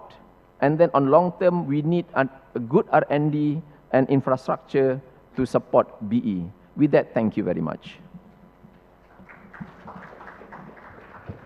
Thank you very much, Prof. Tamat. It's really heartening to say that how extensive the initiatives that has been done in Malaysia. We see that there are a lot of positive enablers, which would actually put you very nicely in terms of transitioning into blue economy. So I think next, I would like to introduce Ms. Donna Barakol Inhao, who obtained her Master's in International Law and Economics from the World Trade Institute in Switzerland.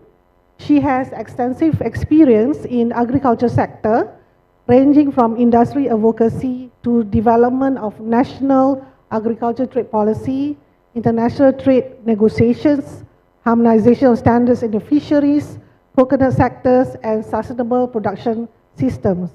Ms. Donna is also a senior non-key expert for ASEAN trade and sustainable development. May I now present Ms. Donna Barakol to make her presentation on the government of Philippines. Thank you. Good afternoon to the distinguished guests and participants of this important meeting. Ms. It is Donna, my can pleasure you to... unmute? Sorry. Hello? Hello? Yes? We can hear you clearly. Yeah. Can I proceed? Yes? Yes. Hello? Yes, okay. I'm sorry. Good afternoon again to the distinguished guests and participants of this important meeting. It is my pleasure to present to you a brief overview and assessment of the blue economy of the Philippines. To provide a context and underscore the importance of the blue economy of the Philippines, I would like to show you some figures on my first slide. Next slide, please. Sorry, admin, are you going to show my slides, admin? Sorry.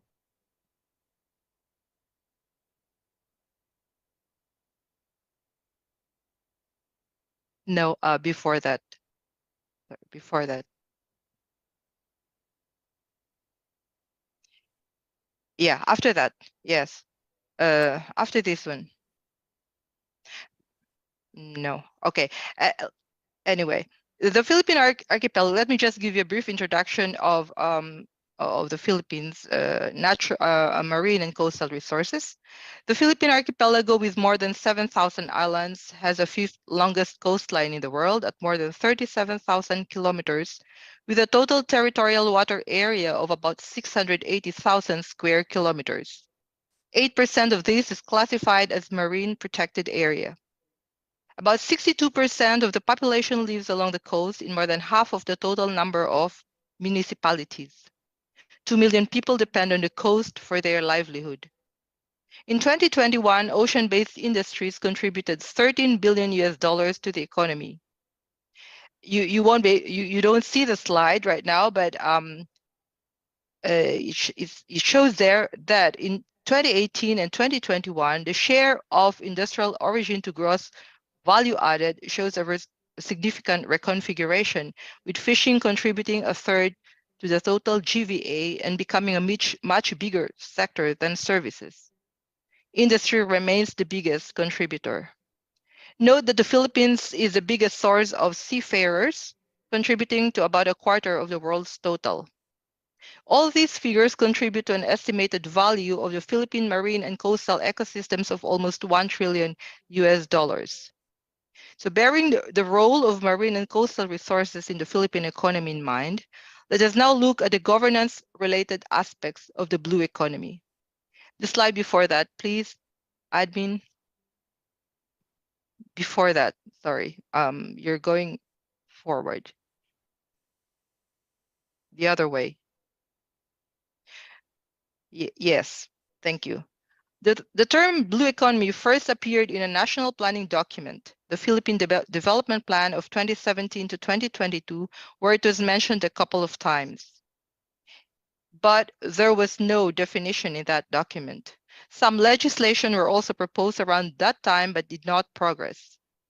Under the current government, blue economy appears in the new Philippine Development Plan of 2023 to 2028. It does not put forward its own definition, but adopts the Changwon Declaration.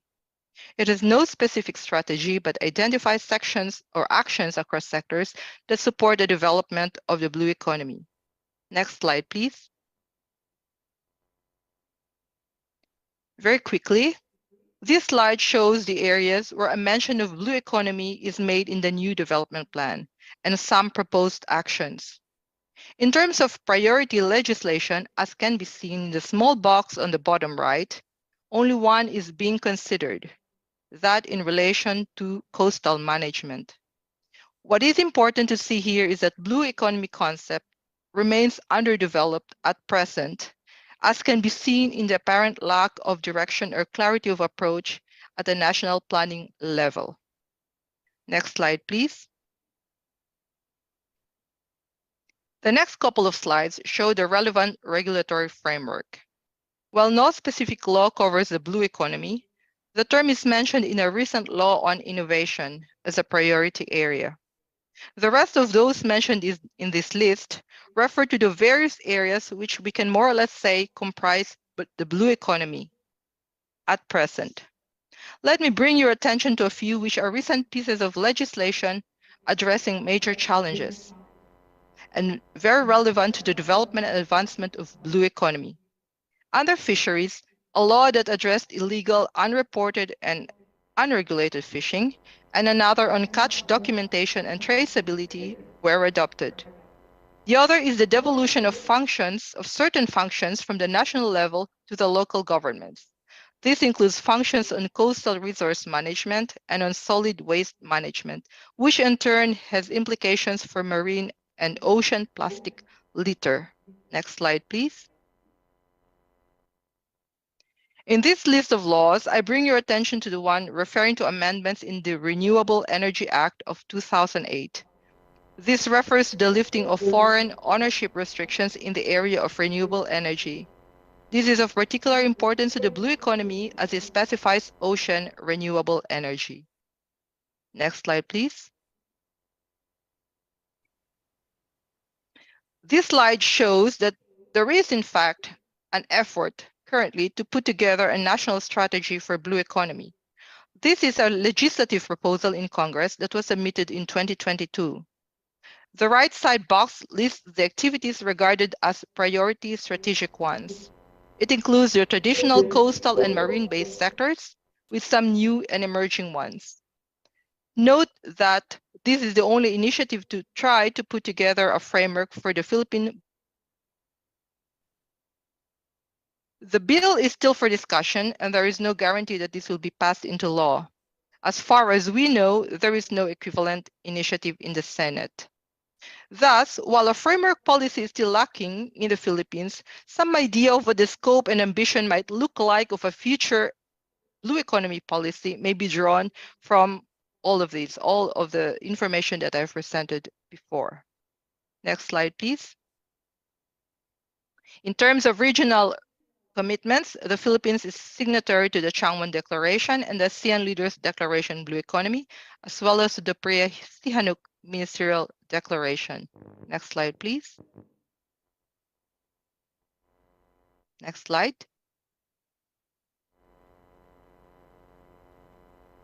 Sorry, no.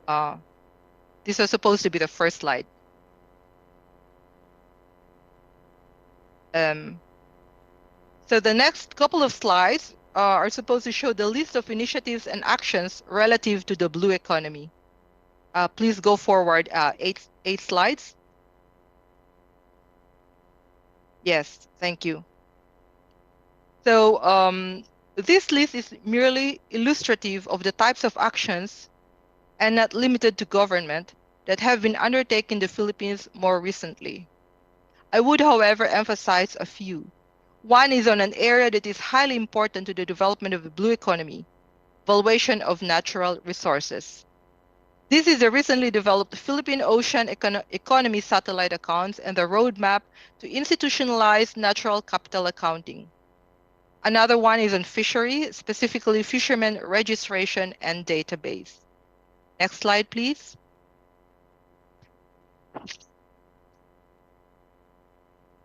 Other actions are listed in this table. A more recent one that has implications for the development and growth of the blue economy is the issuance for the first time of blue bonds in the Philippines. That's on the bottom of the list. The issuance happened in May 2022. Next slide, please. This one shows a list of the key stakeholders and partners in relevant areas.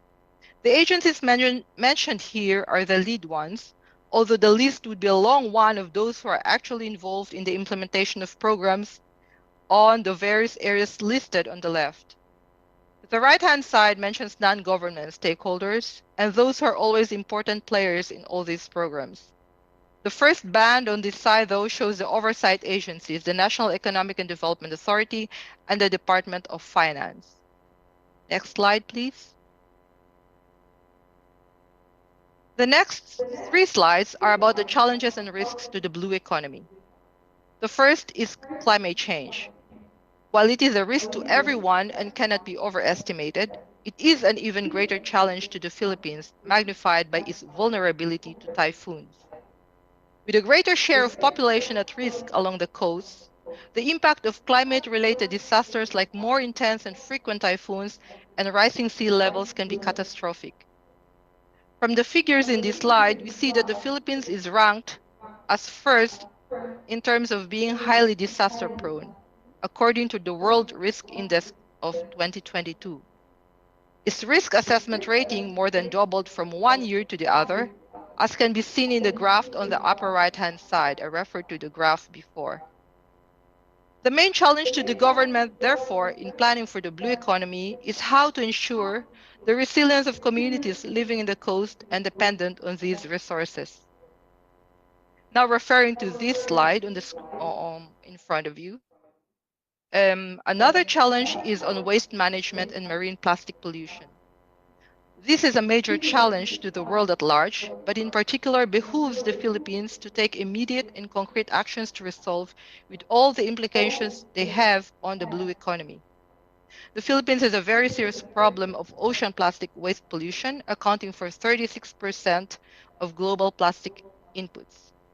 Findings of a highly quoted study in 2021 show that out of the 10 rivers that are the world's largest emitting rivers contributing to global ocean plastic pollution, 7 are in the Philippines. The image on the right demonstrates the immense challenge that the Philippines faces and a need for an aggressive strategy. Next slide, please. Donna, can you do the closing?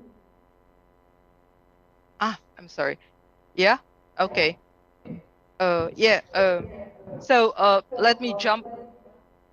Sorry. Let me jump then to the next slides. Kindly show. Okay. So I'll go directly. These are more of the challenges and risk, and let me just run through to the enablers just very quickly. Next slide, please. Yeah. So this lists several enablers. A national strategy is very much needed. Regulatory coherence is very important, and there are several more listed there. And the next slide, please. Next slide, please. Yeah, let me just say, okay, standards and certification are one, economic instruments and incentives, infrastructure development, investments, regional cooperation, and international rules, especially on subsidies. So I would just like to close with the last 2 slides. Kindly move. Yeah. So the second to the last slide is on suggestions for monitoring and evaluation mechanisms. From here, we can see that there is a wide array of instruments that may be used depending on the objective and on the sectors where they can be more effectively applied. They can take the form of reporting or through a third-party assessment and may be voluntary or mandatory. Such mechanisms may be implemented at the ASEAN or at the national level. Last slide, please. Yes. Finally, on the recommendations. There are 5 concrete actions in the short term that the Philippine government may want to consider in this order. First is approve pending legislative proposals on the blue economy. Second is formulate a national strategy and roadmap on blue economy. Third is to create an interagency body for oversight and implementation of the blue economy, which can then be preparatory to the establishment of a national authority or agency. Then undertake marine spatial planning in identified zones nationally. And in all of this, ensure that sustainability, resiliency, and inclusivity are defined as pillars of the blue economy and integrated into any relevant planning framework. That is all, and thank you very much for your attention. Thank you, Donna. And it's really heartening to see that Philippines is actually very much into blue economy, and there are a lot of suggestions of monitoring mechanism, which I think somehow could actually be developed and explored further. So without further ado, let me now introduce Ms. Duang Tip Chomprang. She has gained her master's degree in international finance and banking from University of Birmingham, UK. She has more than 20 years of experience working with the government across various sectors and fields within the inclusive development and industrialization development. Her specializations includes technology policies, investment facilitation, industrialization, development policies, circular economy, and global value chain. May I now invite Ms. Duang Tip Chomprang to present the implementation of blue economy in Thailand. Thank you.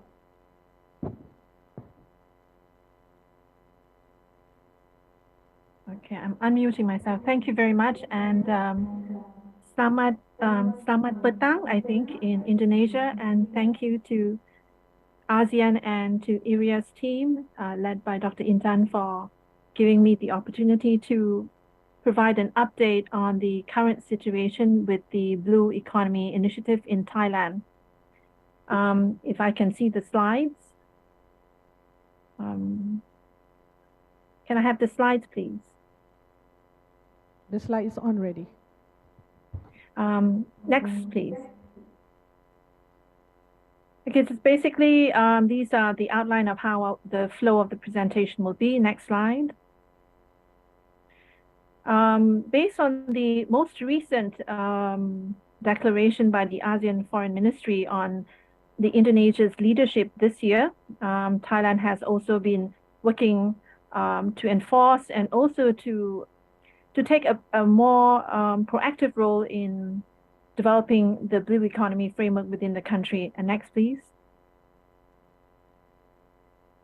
This important development also refers to the Global Biodiversity Framework, which was approved in 2022, is also part of an important element within the Thai Blue Economy Development Framework as well. Next, please.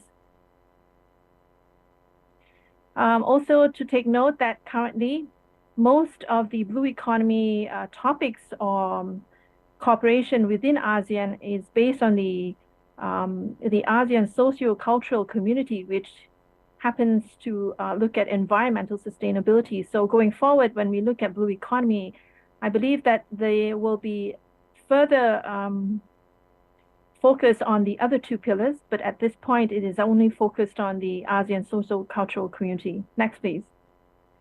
So Thailand's first engagement or thought on blue economy was actually in 2015, which predates slightly before the 12th National Plan.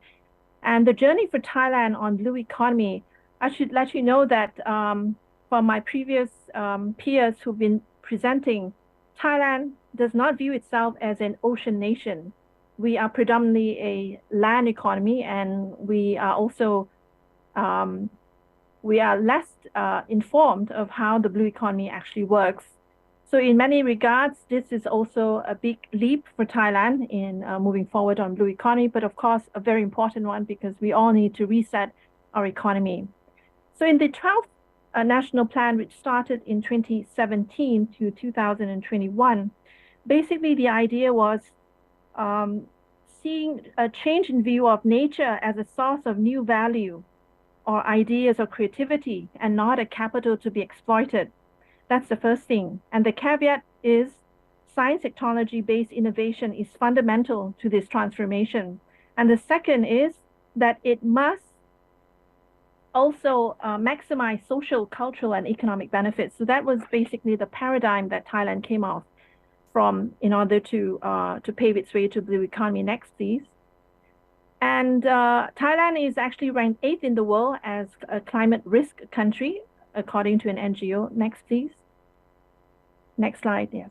So Thailand's journey in 2015 was based on a lot of environmental degradation and climate crisis, basically. And that's how we came about addressing a lot of the issues. So they were more environmental degradation issues. So in 2012, rather 12th plan was based on that.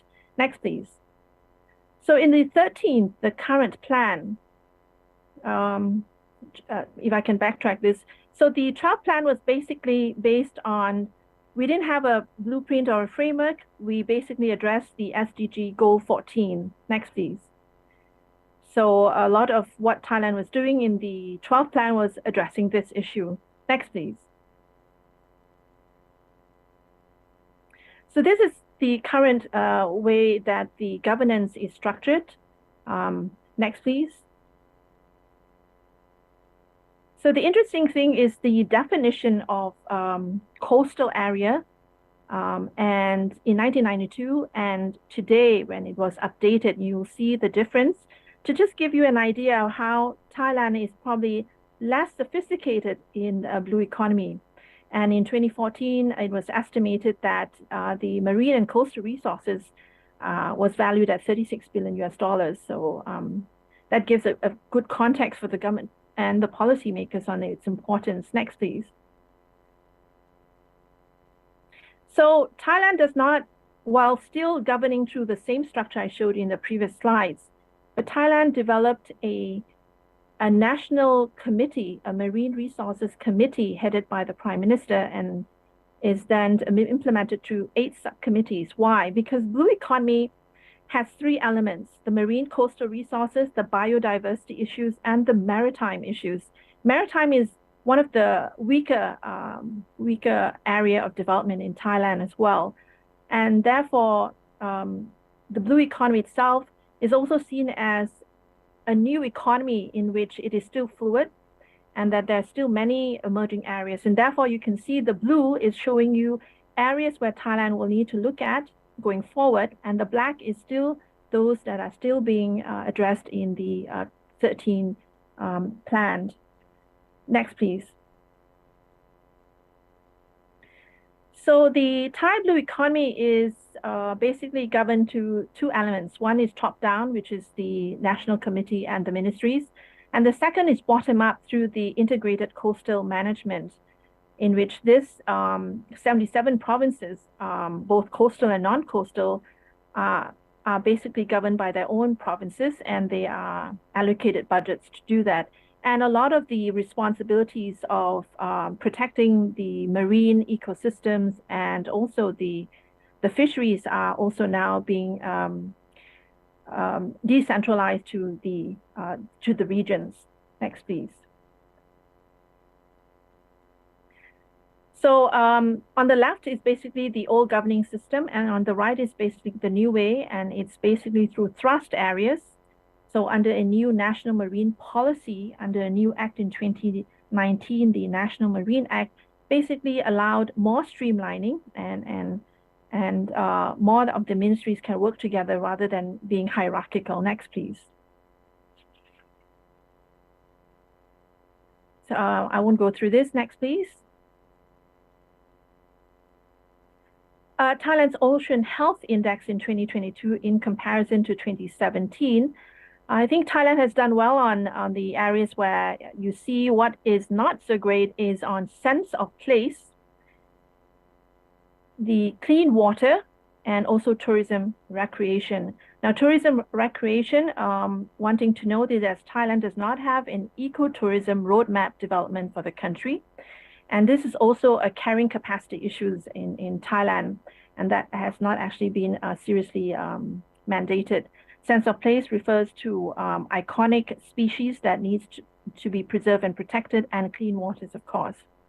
In the other areas, Thailand have been doing a good job in terms of continuously improving on the the biodiversity of the marine ecosystem and the coastal system. Next, please. So this is basically the status of blue economy from a current status quo. I want to highlight one particular area of development, the maritime connectivity. Next, please. So Thailand blue economy is not just about environmental degradation and protection of the marine and coastal area, but also looking at marine connectivity. So Thailand is part of the IMT Golden Growth Triangle. So we are planning to develop a land bridge which connects both the Andaman Sea and the Gulf of Thailand, in which it will create a southern economic corridor. And this new economic corridor will link with the IMT growth area of the northern part of Malaysia and the northern part of Sumatra. At the same time, also help with congestion on the Straits of Malacca, aligns with the ASEAN integration. It also aligns with the Indo-Pacific as well as the maritime marine Silk Road of the RCEP and BRI. Next, please. So Thailand basically under the 13th National Plan on Blue Economy sees itself, the blue economy, that it needs to be green, that it needs to be a green transformation, and it is powered by circularity in order for it to be sustainable. So bio-based economy, marine bio-based is basically what Thailand is looking at, and also looking at smart green cities. Next, please. I mean, there's a lot more, but this is all I could highlight. Next, please. So these are the challenges. There are a few more, but these are the ones that are of concern, is that moving forward, as Thailand is not an ocean nation, we lack data, we lack spatial data planning. We need a lot of these in order for us to be more informed of our policies. It's important that we link the land and sea economies and the ecosystem and diversity, since they are linked. And Thailand has embraced the One Health approach by the FAO, which is the health of the ocean is also the health of the people and the economy. And therefore, this is something that we are pressing across on blue economy. And also investment.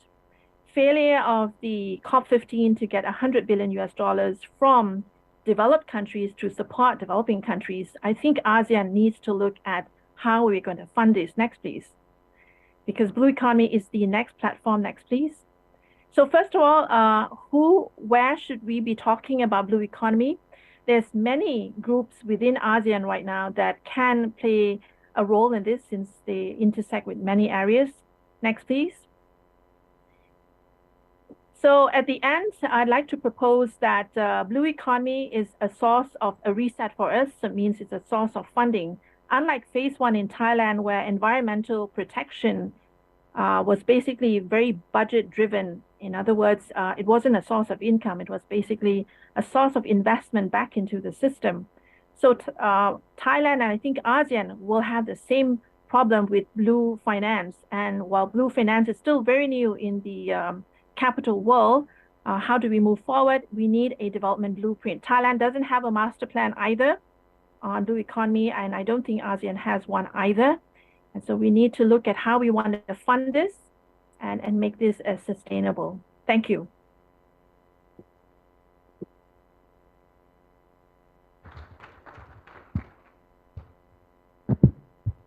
Thank you very much, Duang Tip.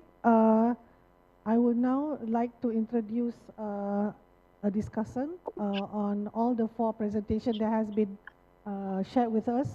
It's an honor to have Professor Luki Adrianto, a lecturer in Bogor Agriculture University, Department of Aquatic Resources Management.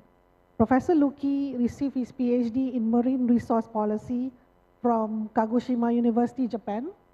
His area of interest covers oceans, such as integrated coastal management, socio-ecological system analysis, and fisheries management and governance. I would now invite Professor Luki to discuss. Thank you. Yeah, thank you, Bu Intan. Is it okay? I clear my voice over there, Bu Intan? I think there's an echo somewhere. Okay, because I don't have another virtual meeting yet, but I hope that everybody can hear my voice. Okay, I will not taking much time because actually this is just only the discussion. Because I would like to express my grateful thanks to the ASEAN Secretariat, Bapenas, and area, especially for inviting me as the discussion of this meeting. I'm very enjoying uh, knowing the progress of the blue economy for the four countries, started from Indonesia and then last the Thailand. And I think I have 3 points to be discussed in the later on of the developing of the ASEAN blue economy framework. The first is actually that according to the all of the presentation, including the keynote speakers, Ibu Vini, and also Professor Faye, that the definition is clear that blue economy actually is ocean-based economy. But then I would like to propose another spectrum on this, but not on the marine, but also the aquatic system.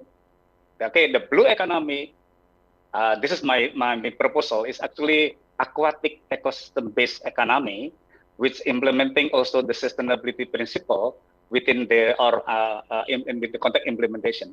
Because when we talk about the ASEAN country, it's not only Indonesia and Philippines that might be dominantly by the ocean, but we talk about Laos, Myanmar, also Thailand.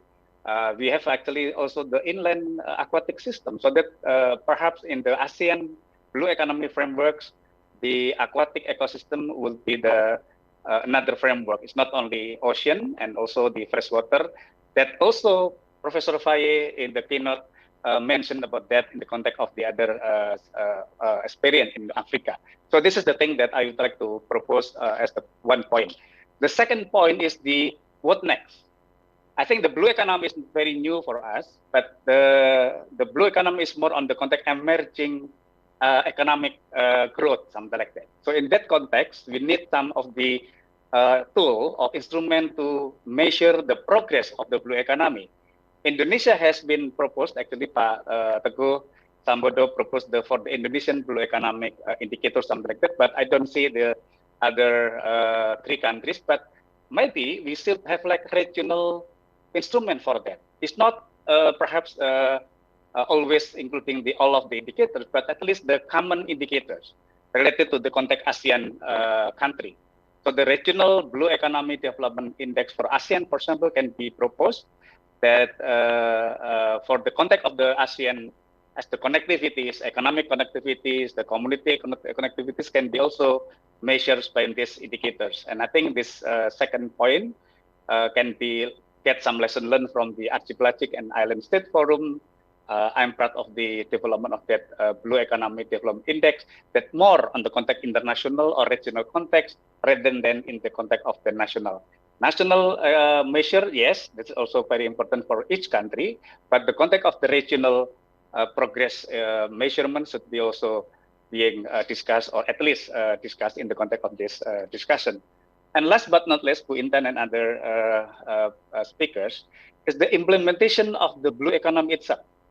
I think the most important thing is actually how to implement or operationalize the blue economy within the subnational countries.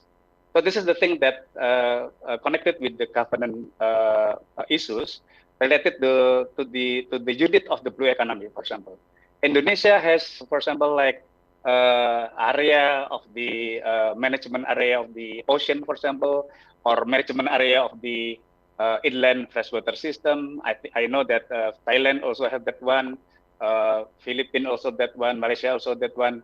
Some regional, in the Philippines, for example, you have like regional environmental management area, for example, and that very important to be discussed how then implement the blue economy within the subnational level. So I think the issues of the implementation can be what we call the multi-level blue economy implementation. Start from the each country, but then how the regional implementation can be also adopted. In that context, I think for the context for the spirit of the blue economic framework for the ASEAN, the blue collaboration between all of the countries, multi-spectrum from the freshwater to the ocean, aquatic space system economy, and then also in the context of the capacity building, related to the context of the blue economy measurement, and then also related to the new emerging sector in blue economy. I'm very impressed with Thailand, for example, how to land and ocean connection, but within the context of the blue economy. That also very emerging sectors in the context of blue economy. And last but not least, the blue foods, blue infrastructures, and blue energy, and also the context of marine and ocean, including the aquatic-based biotechnology, also the very, very pretty much emerging sector. Then that is also part of the ASEAN strengths, because for example, for the context of blue food, the ASEAN countries is also dominating the market of the global blue food market, for example, and that can be put as the part of the connectivity, ASEAN connectivity related to the global market of the blue food, for example. This is just only the thing that actually blue economy again is developed. It's not very new in the context concept, but should be certain as the new emerging economic growth, the emerging economic sector that related from the aquatic system base, including the ocean. I think with the three of the pointers, Bu Intan, I think I'm very optimistic that blue economy in ASEAN can be developed, the framework, and then the second one, that blue economy should be measured regionally, and that can be also put as the part of the ASEAN contribution to the global sustainable of the ocean for the next decade, for example. Thank you, Bu Intan, for the very short discussion on this, and then by three pointers maybe that can be also discussed among the discussion in this workshop. Thank you, Bu Intan, and good afternoon, everybody. Thank you very much, Professor Luki. It is such an exhilarating discussion about what ASEAN can actually do with blue economy. But however, in the interest of time, I will need to request for those having any questions or comments to email us to consider all those in the work ahead in formulating the framework. Without further ado, I will now return the mic back to the MC. Thank you, Ms. Intan Ramli, and all the respectable speaker for the insightful session. Please kindly stay on the stage because we're gonna do a photo session together. Yeah, but first, there's a token of appreciation we'll give by Mr. Edi Priyopambudi as Chair of High-Level Task Force on ASEAN Economic Integration to give the token of appreciation.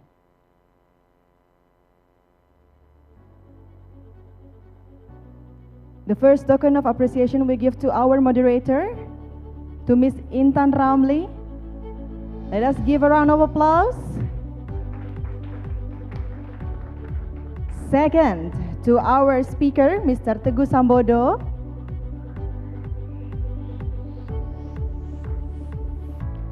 And next, to Mr. Tamad as our speaker for this first session.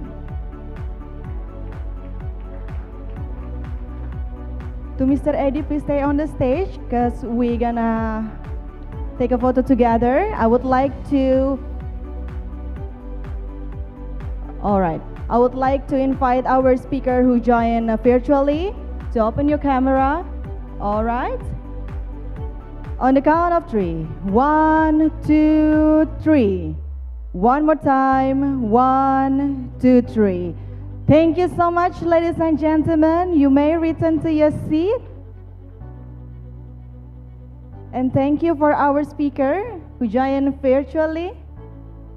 Thank you.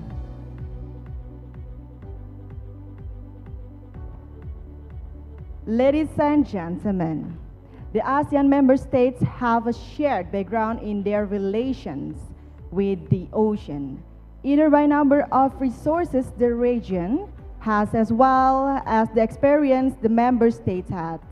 However, we are slowly getting detached from the ocean. The abundant maritime resources have yet to be optimized to gain benefit for the member states, and even if they do, it does not guarantee the sustainability of the process. Ladies and gentlemen, our second session will discuss how far ASEAN member states are developing blue economy. And without further ado, please welcome our moderator for this second session, Ms. Laxmi Kusumawati, as Acting Director for Trade, Investment, and International Economic Cooperation, Ministry of National Development Planning of the Republic of Indonesia.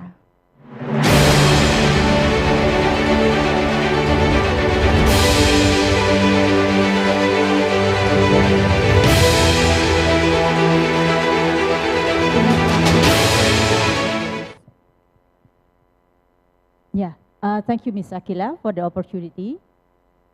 His Excellency, the Chair of High-Level Task Force on ASEAN Economic Integration, Mr. Edi Pambudi, Deputy Minister for International Economic Cooperation, Coordinating Ministry for Economic Affairs of the Republic of Indonesia, His Excellency Mr. Ridwan Jamaluddin, Her Excellency Ms. Amalia Adiniar Midasanti, the Deputy Minister for Economic Affairs, the National Development Planning Ministry, Bappenas, the Republic of Indonesia, His Excellency Mr. Satvinder Singh, the Deputy Secretary General of ASEAN for ASEAN Economic Community ASEAN Secretariat, and Excellency Head of Delegation and distinguished delegates of the 43rd meeting of the High-Level Task Force on ASEAN Economic Integration. Ladies and gentlemen, after listening to the previous session regarding the assessment of the implementation of the blue economy in Indonesia, Malaysia, the Philippines, and Thailand, now the second session will discuss how far blue economy is being developed in Low People Democratic Republic, Vietnam, Brunei Darussalam, and Cambodia. Without taking up longer, I invite speakers to come up to the stage from Brunei Darussalam, Mr. Asnawi Kamis.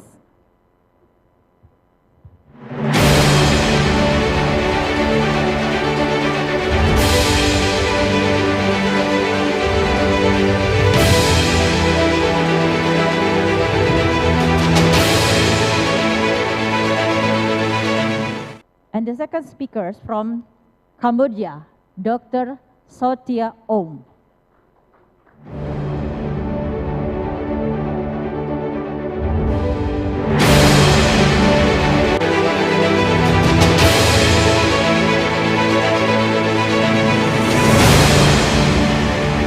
We also have two other speakers join us virtually. Those are from Lau PDR, Dr. Alon Ponvise.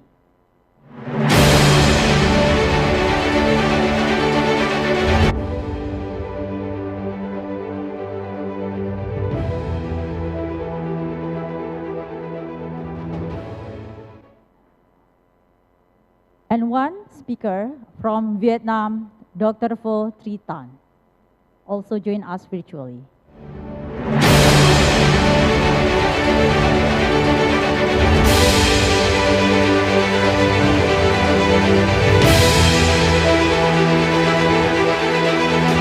Beside the speakers, I also invite the discussion for the second session. Please, Mr. Leonardo Adipurnama alias Teguh Sambodo, PhD, please come again forward, join us together on the stage.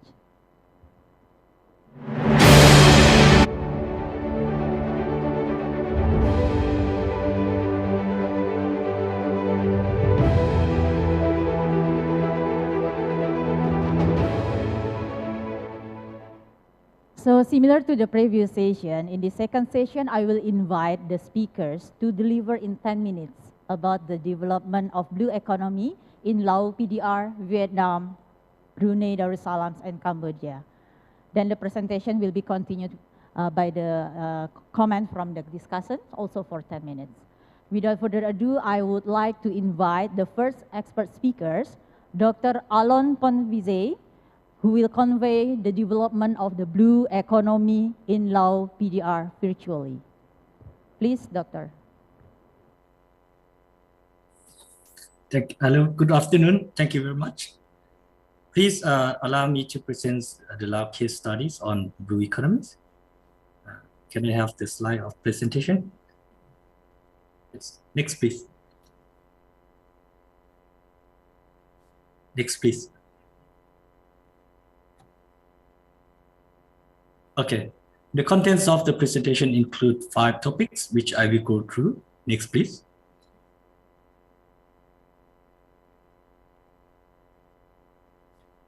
So first, how can we conceptualize the blue economy framework in the Lao context? This is because the blue economy concept is developed for the sustainable use of oceans, marine, and coastal resources. However, in Africa, where countries with no access to sea, the definition of blue economy is expanded to cover not only sustainable use and conservation of marine, but also freshwater environment. Next, please. Therefore, as Laos is the only landlocked countries in Southeast Asia, the blue economies in the Lao context is related to existing and potential economic sectors that utilize natural resources, particularly waters and biodiversity, in the Mekong rivers and its tributaries. It needs to consider also the trade flows and benefits of these sectors through the road and railway connectivities between Laos and ASEAN members countries. Next, please. Just briefly describe the recent performance of Lao economies. Over the past 2 decades, Laos records one of the highest rates of economic growth in Southeast Asia, driven by resource sectors, particularly trade and investment in natural resources, mining and hydropowers, with a real GDP growth average 7.5% a year.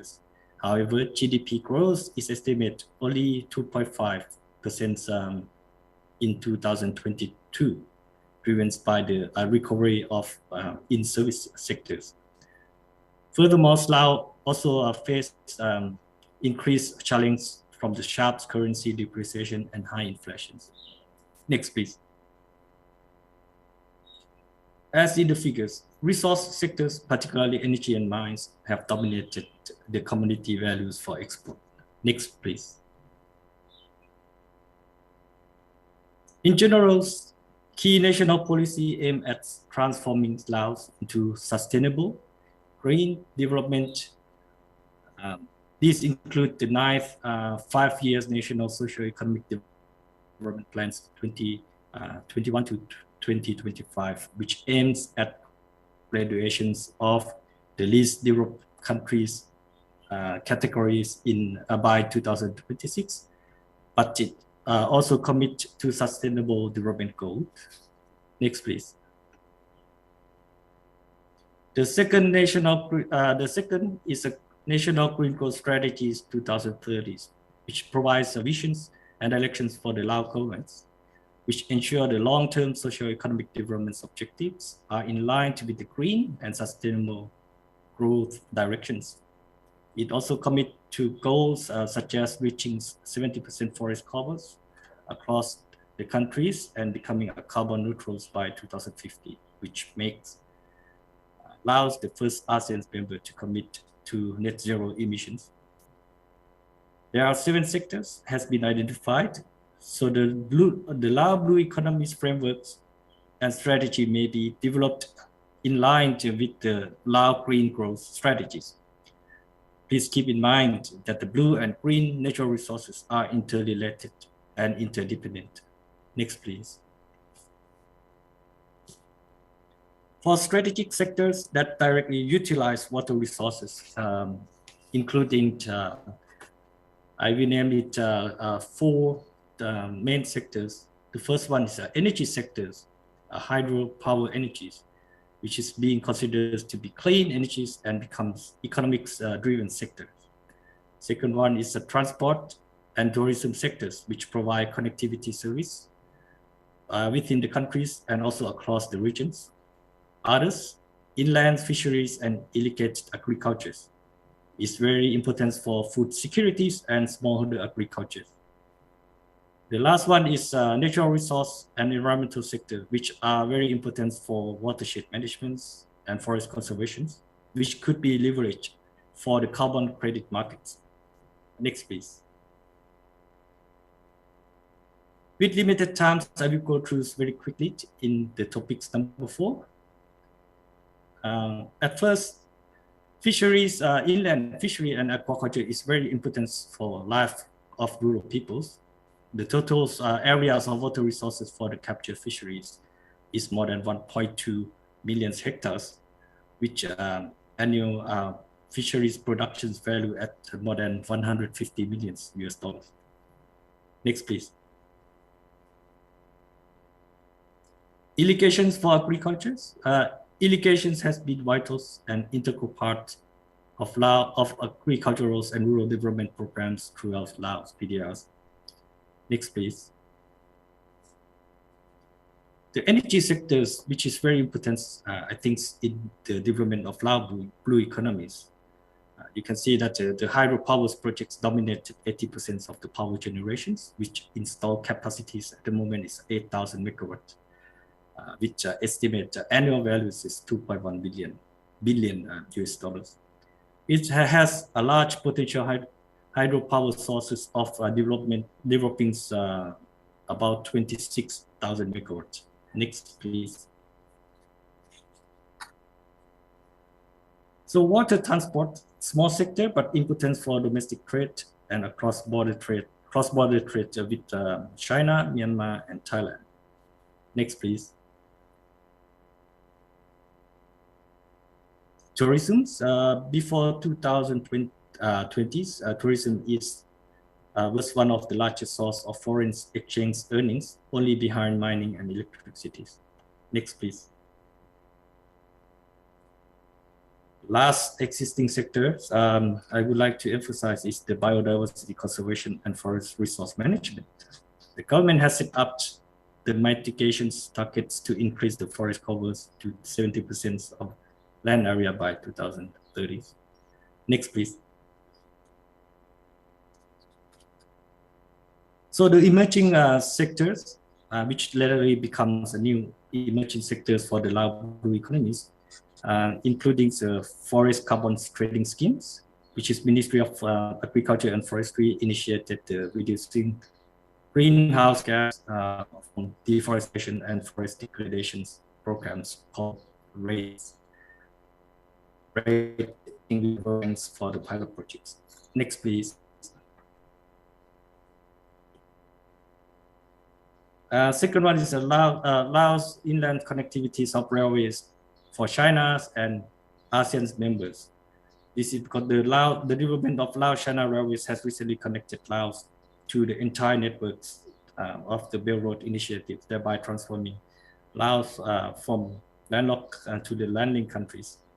The development of an international dry port, for example, Tanah Lang, has recently set a new standard for Lao logistic infrastructure and helped drive cross-border trades.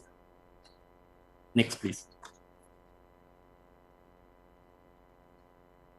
Hybrid floating solar projects is a value additions to the hydro projects. So recently, the government's Namtuen 2 hydropower plants agreed to develop the Namtuen 2 solar, the largest hybrid floating solar project in the world. Next, please. Next, please.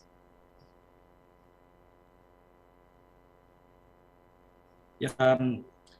Another one's developing a power from hydropower projects to gas is another value additions in the Lao clean energy, which could be used for other economic sectors. Next, please. The last topics I would like to present is the developments of the Lao Blue Economy framework. As existing sectors and emerging activities that directly utilize water and natural resources, it is necessary to identify strategic potential sectors of the Lao Blue economies based on the concepts of value creation, inclusiveness, and sustainability as the main elements of the blue economies. Three key sectors for developing the Lao Blue economies frameworks include the energy sector, the hydropowers as value creations, managing Excuse me, of Dr. natural Alon, resources you and only environment. have Yes. around half minutes if you don't mind. Okay. The natural resource management as a sustainabilities and agriculture, including fisheries as inclusiveness. So the intersections of these sectoral phases spheres may create emerging sectors in the Lao Blue economy, which could mutually benefit and link with the ASEAN Blue economy, which include hydropowers carbon offset markets, for example, agriculture, including reservoir fisheries, carbon tradings in agroforestry, and clean hydrogens as a renewable energies and ammonia product for fertilizers. Next, please. The main sectoral government stakeholders include, as we mentioned, three government sector, and we have other supporting cross-sectoral government stakeholders supporting those three main production sector. Next, please.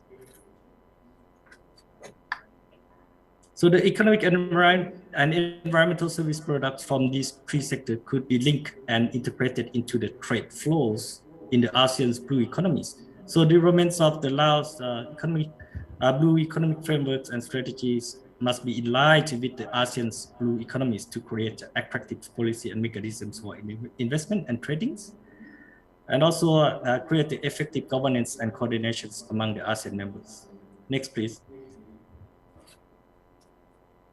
So for the Laos Blue Economy Initiative and actions, it's necessary to establish a functional blue economic governance policy and investment framework.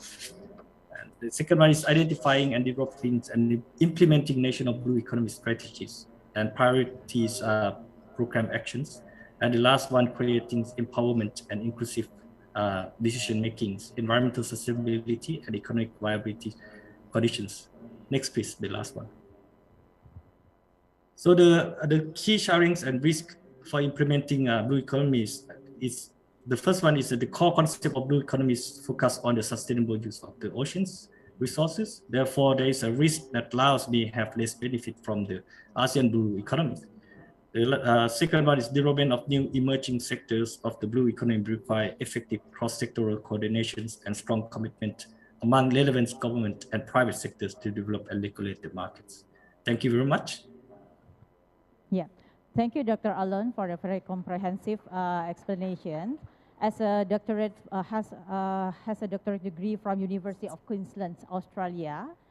Dr. Alon also received 21 years of experience working with the Lao government and has an expertise on investment, business and policy analysis and government relations, and also has a expertise in agriculture, rural development, natural resources, environment and economics, energy, and private sector development in Lao PDR. So based on Dr. Lau explanation, Dr. Alo already conveyed that the Lao context is the only land-linked country, and Lao has a strategic sector related to blue economy by optimizing the abundant water resources which lies within the Mekong River basin, and already established several sectors of blue economy, such as inland fisheries and aquaculture, tourism, biodiversity conversion, and many other things. Thank you, Dr. Lau. So without further ado, I would like to invite the next speakers. Let me invite Dr. Pho Tri Tan from Vietnam, who joined us virtually. Dr. Pho received his doctorate in economics from the Australian National University, Australia, and he is currently chairman of Vietnam National Committee for Pacific Economic Cooperation and a National Financial and Monetary Policy Advisory Council member. Dr. Pho is also the director of Institute for Brand and Competitiveness Strategy. Dr. Pho mainly undertakes research and provides consultation on issues related to trade liberalization, international economic integration, and macroeconomic policies. Please, Dr. Pho, time is yours. Thank you very much. I hope you can hear me very clearly.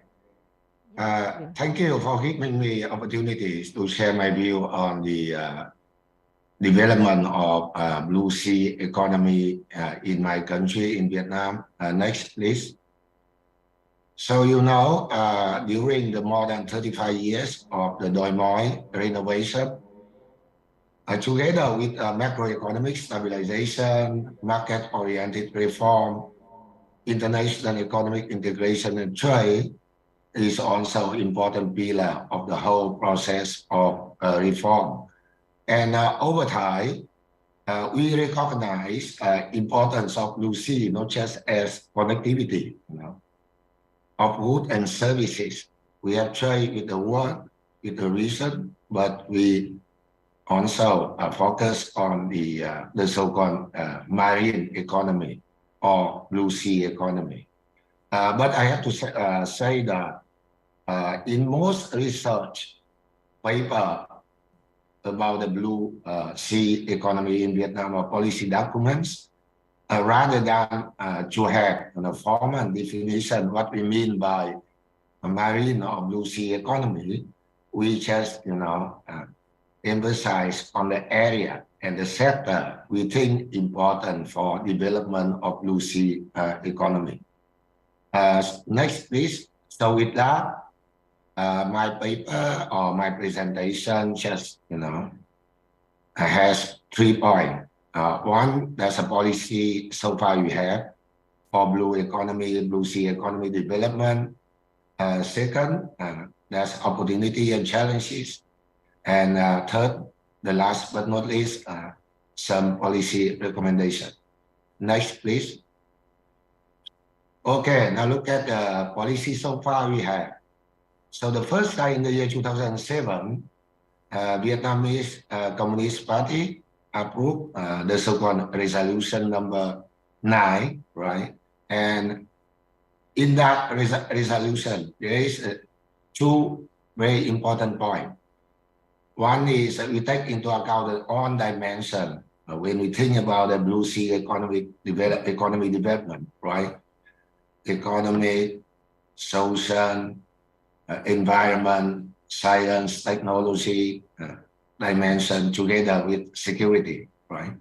And second, we set a target by 2020, a Blue Sea economy can contribute from 53 to 55% of the total GDP, right? And more than 10 years later, the party have another resolution, the number 36, right? And we would like to make our country to become a strong maritime nation with sustainable, inclusive development, prosperity, security, and safety. Next, please. Okay, following the document approved by the party, now we have master plan, we have 5 years plan, action plan, and together with that, we try to improve our legal framework. And so far, we already have law on the petroleum, and last year we amended and also approved by National Assembly, law on the sea of Vietnam, law on natural resources, environment of sea and islands, and law on fishery, and many others, right? And over the last 3 or 4 years, right, some other documents are very important also, issues. One is Resolution 55 about our national strategy for development energy sector. And also, over the last 2 or 3 years, we already developed master plan for the whole country and master plan for each province, city, and also, of course, take into account seriously development of Blue Sea economy, right? Of course, we also join the ASEAN Declaration, and particularly at the COP26, Vietnam already has very strong commitment to have a net zero emission by 2050. Next, please. What's about the current state of Blue Sea economy development in Vietnam, right? No formal estimate of the size of Blue Sea economy in Vietnam so far, but 2 things. One is many coastal provinces and cities now already become very important hub for FDI together with development of the economic zone, right? Some in the north of Vietnam, some in the center, and some in the south of Vietnam. And also, we now not just focus on traditional sector and area we think of as before, like sea, fishing, aquaculture, oil and gas, tourism, but now we also think about the renewable energy or blue energy, logistics center, right? Next, please. Okay, next, please. What's about opportunity and challenges? We think we have a lot of advantages, opportunity to develop the blue sea economy. We have a long coastline.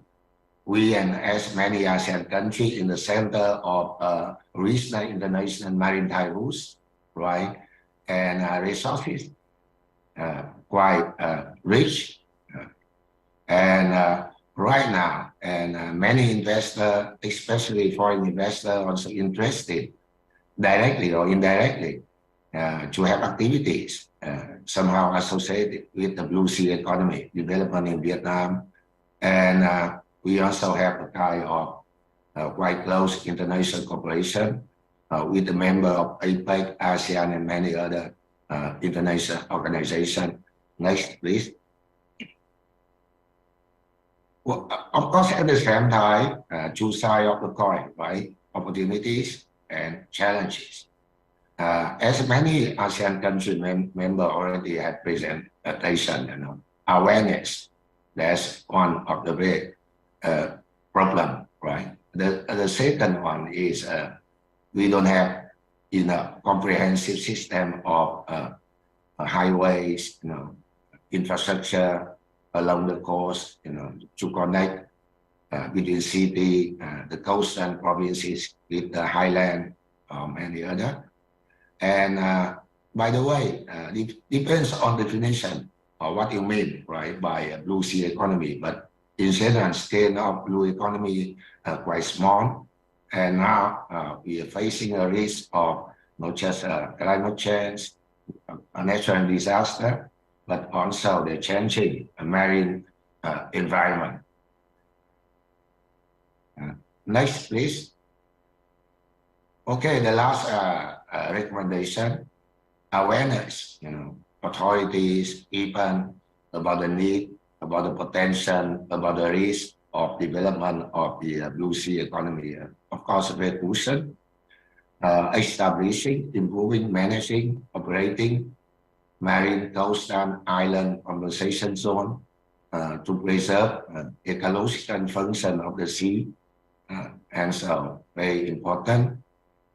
And as many already mentioned, coordination, improving institution for appropriate implementation, blue sea action plan or strategy, another problem, right?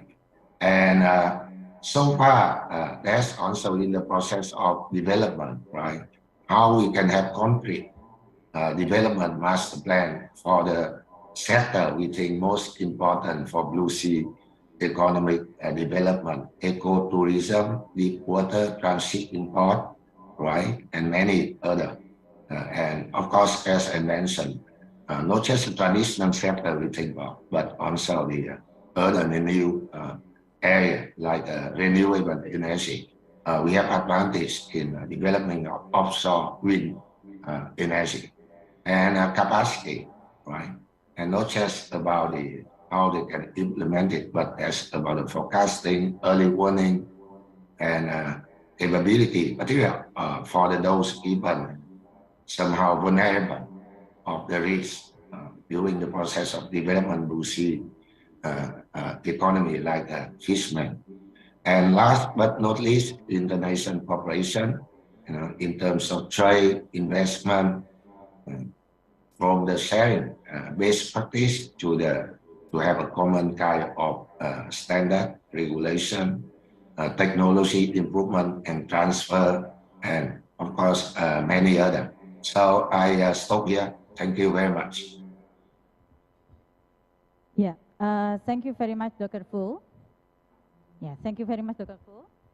So Dr. Fu already conveyed that Vietnam has an opportunity to consider the blue sea offer as not just a channel for delivery goods into and out of the country, and because Vietnam has opportunity, has part of the sea traffic close to international, regional, maritime, and long coastline. But Vietnam has other challenges like insufficient awareness and lack of a system. So the recommendation from Dr. Pho is we should increase the awareness of the authorities and also society. Thank you, Dr. Pho. Please give applause to Dr. Pho. Next, we will listen to the third expert speakers from Brunei Darussalam. Mr. Asnawi graduated in economics in University of Kent and University of Brunei Darussalam and completed his master's in econometrics in University of Nottingham, United Kingdom. He worked for almost 13 years in the Department of Economic Planning and Development, where he was involved in the preparation of a number of national strategic plans, including the Wawasan Brunei or Brunei Vision 2035 framework, and also the development plan of the Tamburong Park. Please, Mr. Asnawi, I invite you to be able to go to rostrum to present the development of the blue economy in Brunei Darussalam.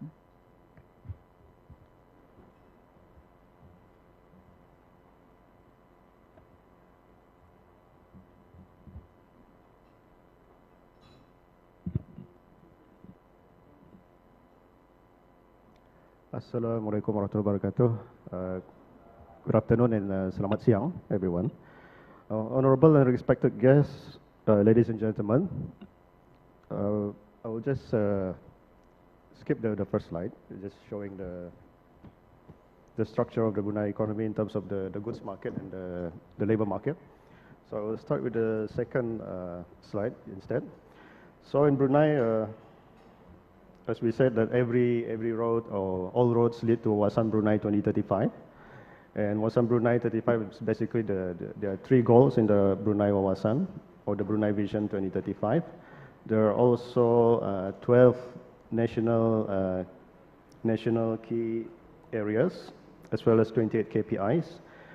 And apart from the Wawasan framework, there are medium-term national level documents, for example, the five-year national development plans. Also, now we also have the Brunei Darussalam economic blueprint, as well as other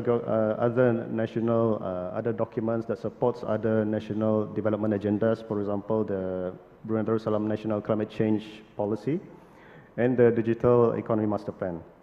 And there are also other related ministerial level strategic plans, master plans, white papers, and blueprints for supporting the different ministries and also the statutory boards. So, blue economy in the Brunei Darussalam, it's mentioned in the Brunei Darussalam economic blueprint, which oversees the goal 3 of the Wawasan, which is the dynamic and sustainable economy. And this blueprint has 6 aspirations. One of them is the sustainable environment, sorry. And this is a good thing, but however, upon closer scrutiny, no detail and structured work have been done. For example, the definitions, classification of activities, metrics. And there's definitely no national level framework on the blue economy.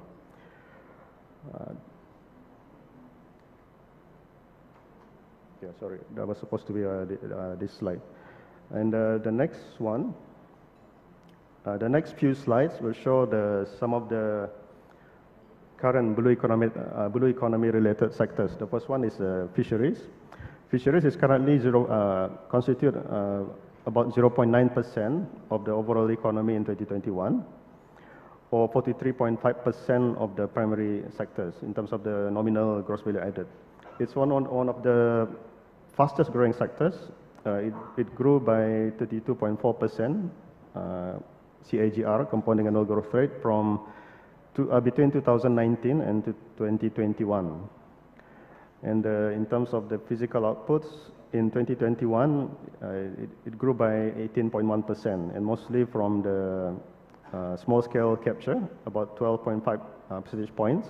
In terms of farm prawn, about 7 percentage points.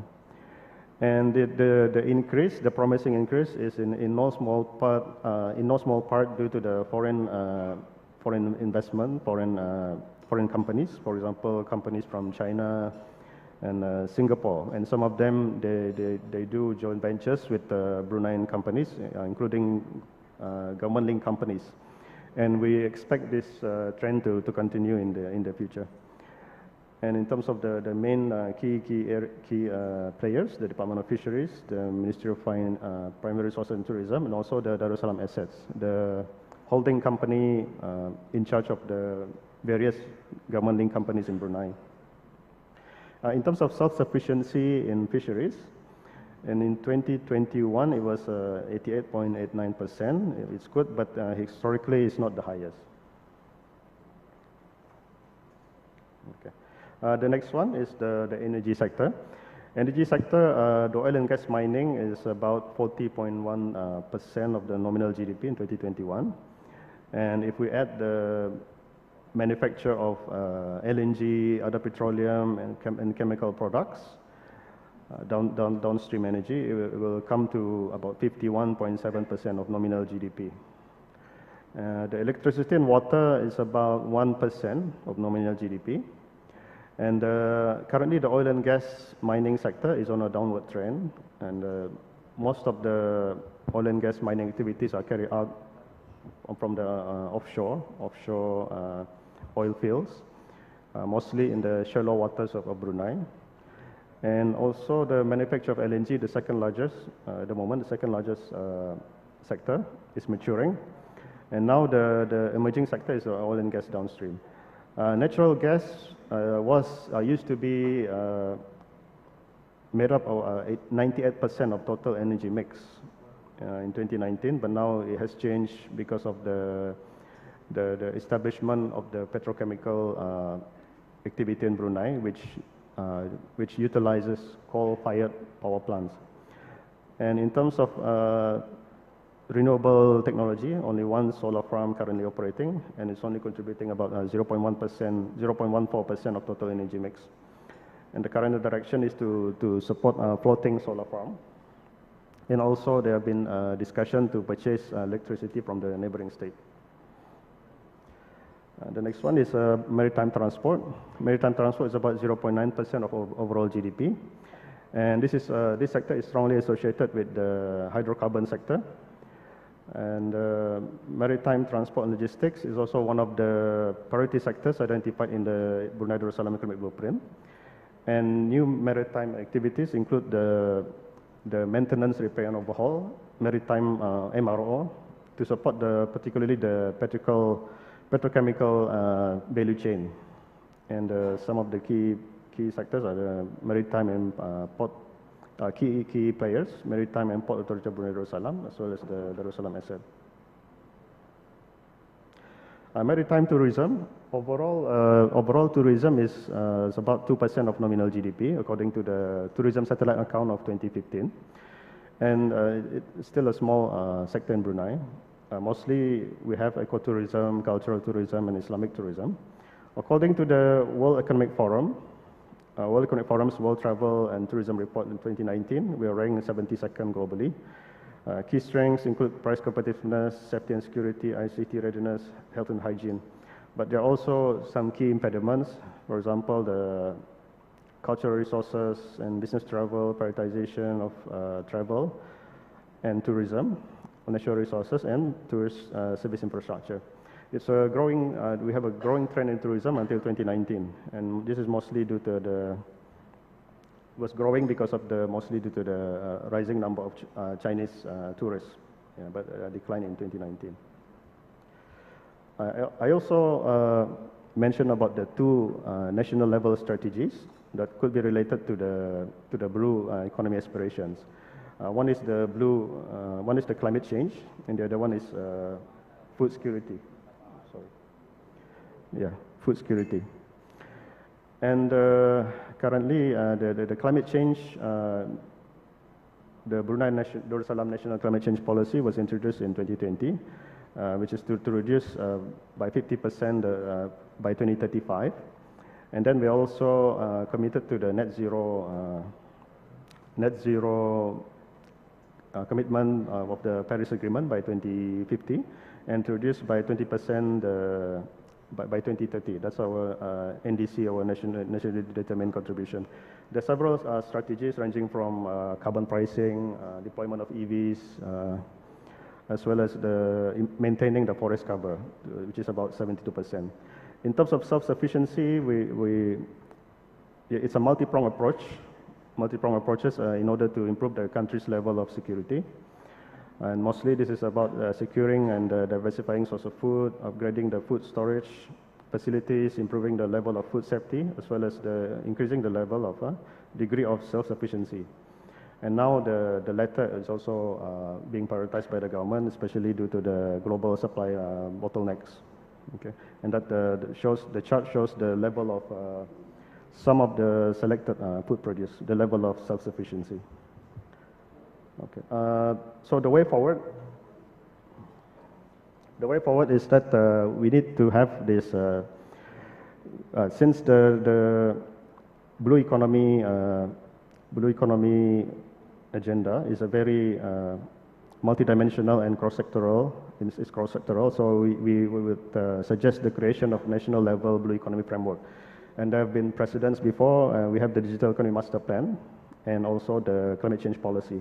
So we need to have all the council, secretariats, timelines, reforms, policies, projects, metrics, KPIs, indicators, and all that, and also the legislation. These are some of the potential new activities. For example, more offshore, ocean-based aquaculture, seaweed cultivation, decommissioning of oil rigs, decommissioning and restoration activities, and also, I also mentioned about the potential for seaweed farming, for example, and there was a study done by the government think tank and Powertech Labs from Canada, assessing some potential in ocean and wind energy in Brunei Darussalam. That was done in 2012, and I think it can be the study can be developed further. And the last slide, this is the recommendation, the brief recommendation for the Brunei Darussalam Blue Economy Master Plan. So the key custodians will be the Blue Economy Council. The chairmanship will be under the Ministry of Primary Resources and Tourism. Membership will be of several of the ministers, secretariats, and year of establishment 2025. Yeah, and then some examples for reforms, as well as suggested some economy activities as well. Okay, with that I end my presentation. Thank you very much. Thank you, Mr. Asnawi, for the very comprehensive presentation. Based on your presentation that Brunei has considered blue economy as the potential source of growth and economy, and Brunei has a commitment to develop blue economy further by having the Brunei Darussalam Economic Blueprint, which is focusing on the fishery sectors, energy, maritime transport, and climate change and food security. Thank you, Mr. Asnawi. So move to the fourth. The last speaker in the session, we have here Dr. Sotia Om from Cambodia. Dr. Sotia received his PhD in economics from Monash University, Australia. He is an executive director of Center for Strategy and Innovation Policy and also a lecturer at National University of Management. Dr. Sotia, also a senior national economist or consultant to UNDP Cambodia, and has years of experience in national and regional research projects on ASEAN and East Asian integration.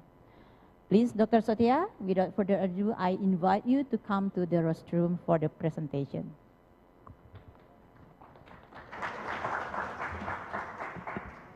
Okay, very good afternoon, distinguished delegates, and thank you very much, moderator. So I promise I'm going to be very short, so that you have some time to enjoy the sunset and a good dinner. So before I present the status of the blue economy of Cambodia, I just would like to make a few points takeaway. Like others ASEAN member states, blue economy contributes significantly into the Cambodian economy. Secondly, Cambodia, we don't have an integrated, holistic strategy and policy on blue economy. So it features on a lot of sectoral policies and predominantly the government policy on sustainable development in general. And Cambodia is also in the latest long-term strategy for carbon neutral economy by 2050. So Cambodia as a second LDC that committed to this UN frameworks. Cambodia also faced a lot of challenges in managing, having a sustainable use of this blue economy, and some domestic challenges in terms of degradation of the health of the ocean, marine aquaculture, biodiversity, and those also related to common problem faced by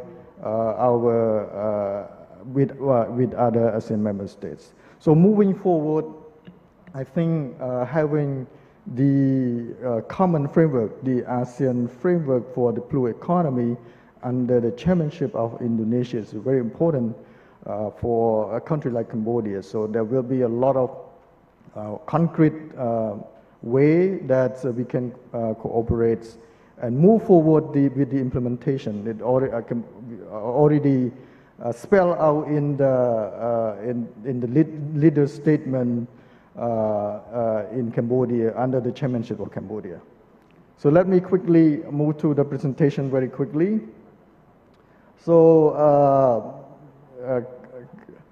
blue economy is very important for Cambodia because we have a coastline very short, but it's very important. We are 335 kilometers long with substantial exclusive economic zones and spread across 4 key provinces of Cambodia and directly with more than 1 million population. So we believe that blue economy would contribute significantly for Cambodia development agenda, especially when we set a vision to be an upper middle income country by 2030 and a high income economy by 2050.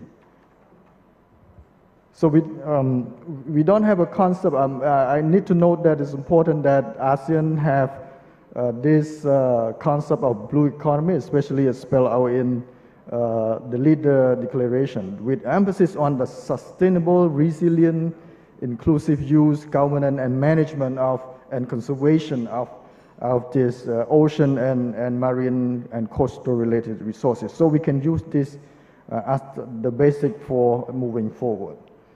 The importance of blue economy, mostly in total, we don't have an updated data, but according to the latest data we have in 2015, blue economy in total contributes above 16% of GDP. So in 2015, the size of the Cambodian GDP is 18 billion, so it is more than 10% of the economy. So mostly coming from the marine fishery and aquaculture and shipping and port services, and in addition to others, ocean-related economic sector, and that yet to be fully maximized. It supports more than 3.2 million employment for the economy as a whole.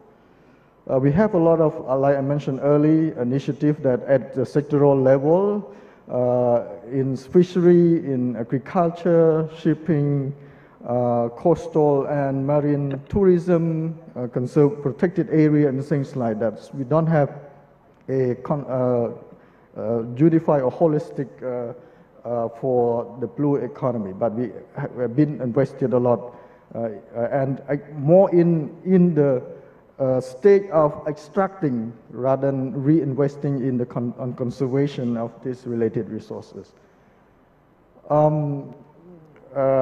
We also committed to a lot of international conventions, like I mentioned earlier, SDGs, Paris frameworks, biodiversity protection, Ramsar's, Basel, and others, international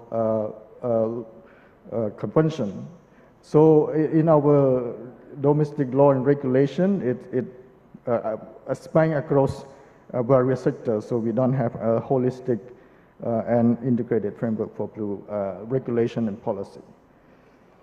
Various stakeholders, the management of a blue-related economy sector, it lies with various ministries and intergovernment agencies, and also with the participation of development partners, civil society, and private sector, and participation and cooperation with international organizations. A major issue, we can say that we face a problem with the marine fish stock decline.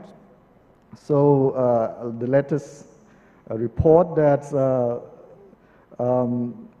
these fish stock actually now reduced to only 10% at the 1970 level. So it's a big problem for Cambodia, and because of course these illegal, unreported, unregulated fishing practice, and we also observe some major degradation of our mangrove forests, a drastic decline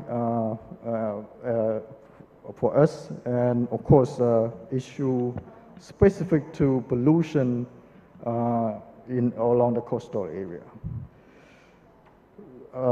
This problem, because I mentioned earlier, we don't have a concrete planning with respect to blue economy. Of course, we have to somewhat address this current issue with institutional arrangement, investment in human resource, and infrastructure, of course, and the most basic point is to have a concrete data for monitoring and evaluation.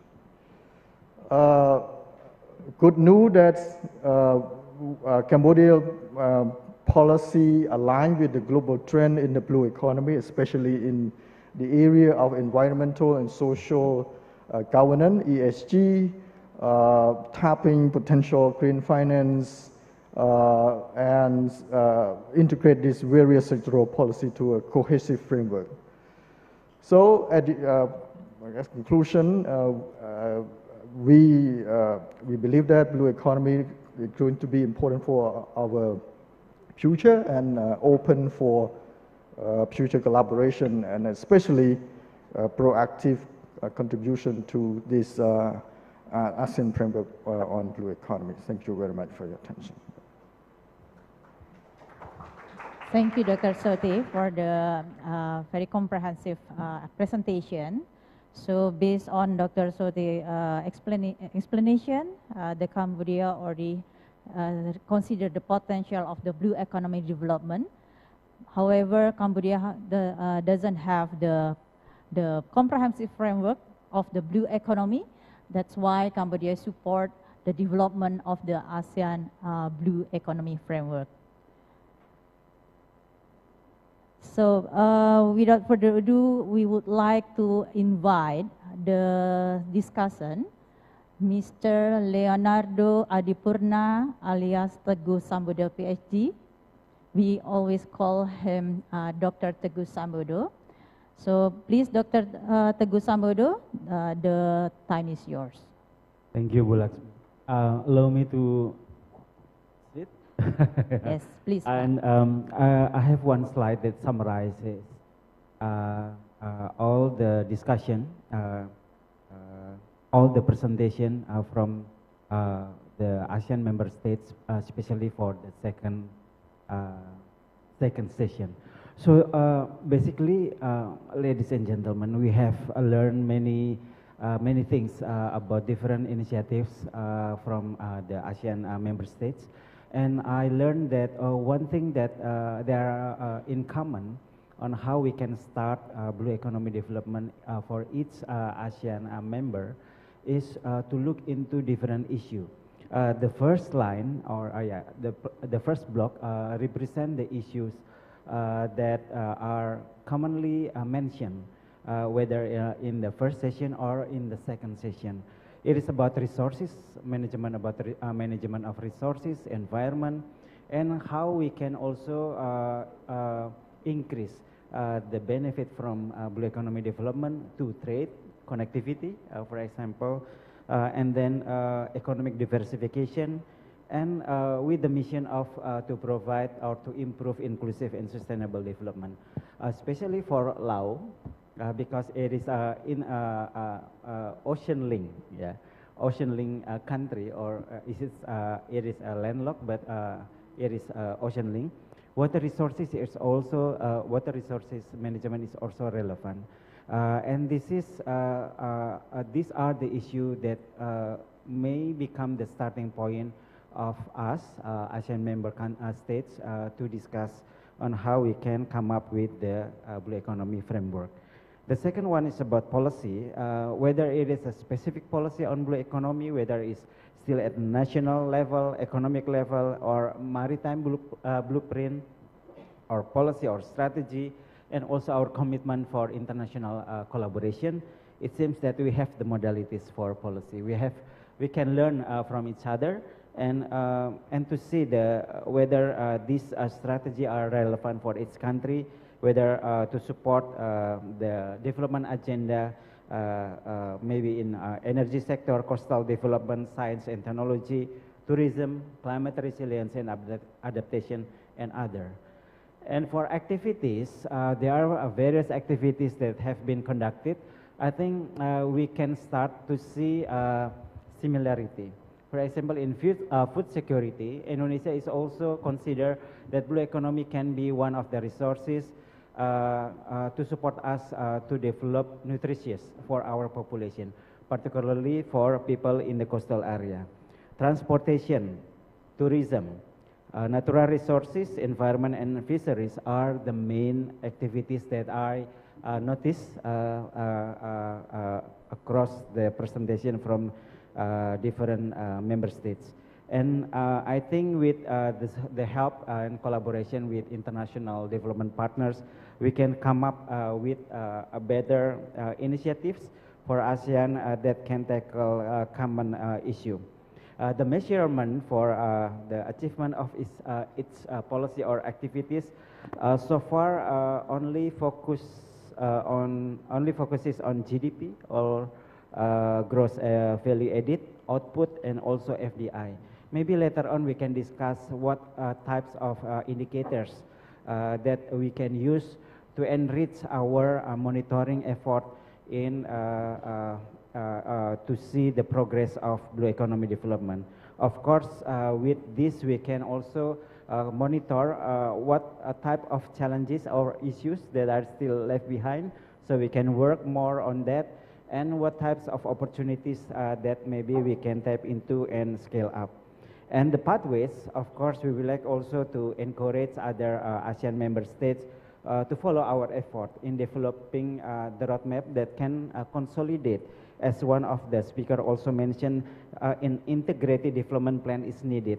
And maybe this is the way that we can discuss once we have the blue framework to have a common understanding about blue economy, and then we can later on develop further about on how we can improve awareness, collaboration, capacity building, international development, and reform. And with that, one note is about definition. This is a challenge for ASEAN as well as in the globe, but this is something that we can work on. Maybe that's all, Bu Laxmi, some notes that I collected from the presentations. Thank you. Yeah, thank you very much, Dr. Teguh Sambodo, for very comprehensive comments. Dr. Teguh Sambodo as a director for industry, tourism, and creative economy in the National Development Planning Ministry, Bappenas, Republic of Indonesia. He is an expert on the development of the blue economy roadmap for Indonesia.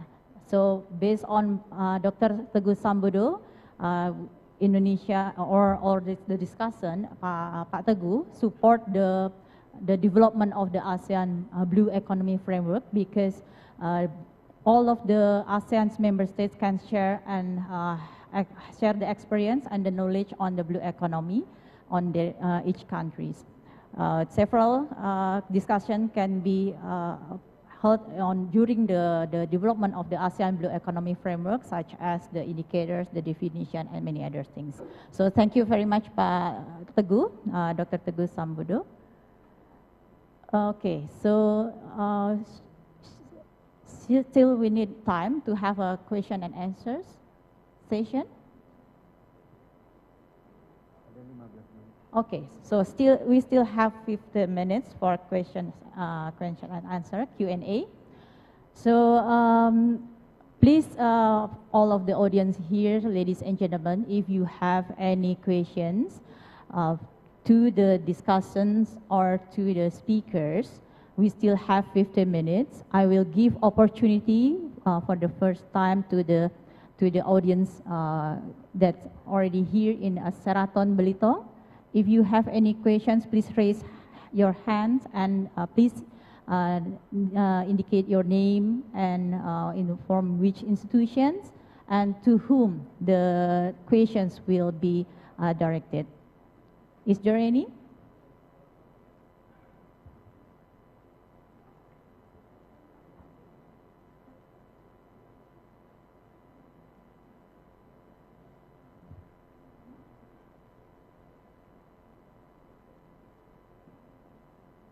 From the right side, do you have any questions to the discussions and also to the presenters, if you have any? Or from the online, virtual, do we have any questions? Okay, please give mic to the Mr. Can you introduce yourself? Yes, thank you very much for giving the floor. I'm Assistant Secretary Alan B. Hepti, Senior Economic Official from the Philippines. My question basically is directed to all our resource persons. First, just to give context on my question, and based on the presentation earlier, the idea to come up with Blue Economy Framework basically is that we see this as the new engine of growth. So that's the premise. So blue economy is being viewed as the new engine of growth. And in the discussions earlier, it's very apparent that the concept of blue economy technically is not something new. Because basically you can categorize them into three areas, at least as far as my perspective is concerned. One is that you talk about protection, conservation of environment, particularly marine and water resources. That's one. And when you talk about rules, regulations, policies on that particular area, all ASEAN member states are replete with laws, rules, and regulations to address that. Particularly in the Philippines, I can say that we have basically covered this particular aspect. Second is more on the sustainable utilization of marine and water resources. So basically, more than exploring, utilizing these resources, it has to be sustainable, taking into account also the concept of preserving the environment. And again, on that particular aspect, there are many laws, rules, and regulations already adopted and being implemented by ASEAN member states. Now, the third aspect, which is I am more interested, is on the aspect of development. Because the way I analyzed the presentation earlier is that if we are seeing Blue Economy Framework as the new engine of growth, then we're looking at the developmental aspect. So the first question there is that, what's in that area that we will anticipate if we will adopt framework? Because basically, if we're talking about development, then I am expecting that there will be more exploration, there will be more development activities involving, of course, marine, water resources, and collaterally environment in the process. Of course, it was mentioned earlier, there has to be some intervention. So I heard about enablers like blue financing. So if there is blue financing, what's there to finance? What particular activity needs to be financed? What particular activity needs to be focused on when it comes to exploration and development?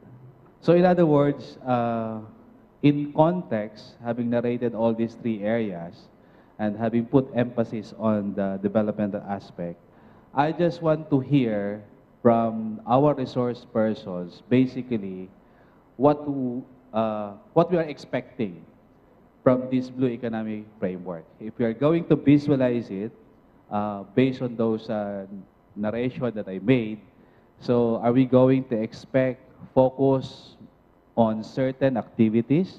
I understand the summary earlier of our resource person from Indonesia. He cited several economic activities, basically, within the Blue Economy Framework. So in terms of expectation, I just want to visualize, basically, from their perspective, what's in there that we will have to add or maybe improve further. Thank you. Yeah, thank you very much for very good questions. I think all the speakers already listened to the questions, and because we have 4 speakers, and if Dr. Teguh also would like to add, it's also possible. But I will give opportunity for the speakers to respond to the questions from Dr. Hu, Mr. Asnawi, and also Dr. Alone, and all of the speakers. Please.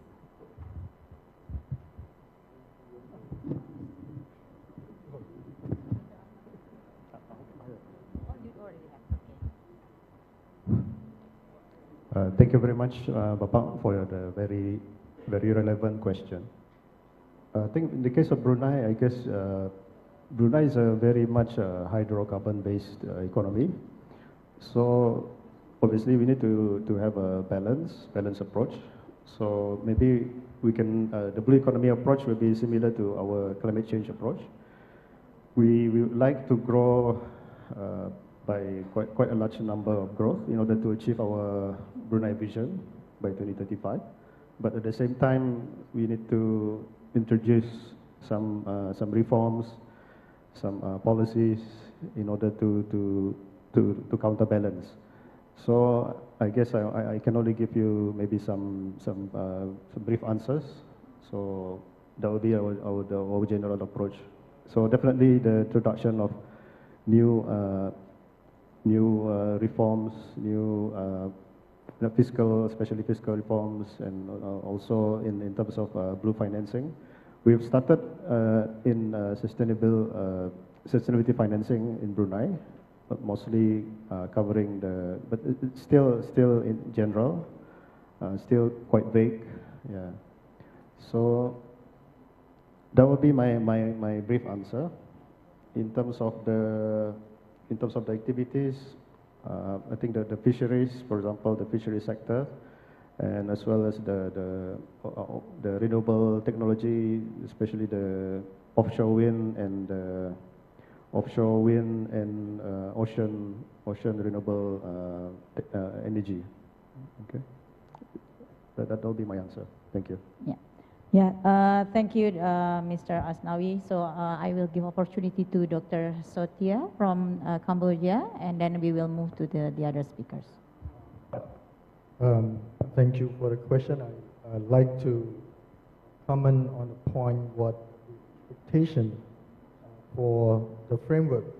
So in my opinion, I guess the most important before we can do anything or have a concrete initiative, I guess ASEAN should have taxonomy specifically for common definition. I guess what is in the leader declaration is pretty clear to me. I think it's acceptable. It embraces all elements of what constitutes the way we see the blue economy as a concept. So having common definition, taxonomy on the blue economy, and then I guess we need to have a standard classification when it comes to industry. So if so that we can collect data, or we can measure the development, extraction, growth, and of course common monitoring frameworks. So if we look into because when it comes to at this stage, we already have many common problems with respect to sustainable management of the blues or ocean-related resources. That's important that we have some kind of sustainable monitoring index or indicator, so that we have to balance between way to extract from the resources and the sustainability of it. Yes, again, it has to feature into many aspects in trade-related issue, whether we're going to have a way to facilitate those cross-border trade or common exploration and things like that. I think that's something that I can think of at the moment. Thank you. Thank you, Dr. Sodi from Cambodia. I also would invite the speakers who join us virtually. Dr. Alon, would you like to also respond to the questions? Yes, I think the ultimate goals to create the ASEAN's blue economy is to create a new markets for the new emerging sectors that create the products and the trade flow between these amongst these ASEAN countries. So to do that, it's necessary to create attractive policy and mechanisms for investment and trading. I think maybe through the blue financings, but at the same time, the product has to consider for the inclusiveness, which for the development and sustainable of the environment. Yes.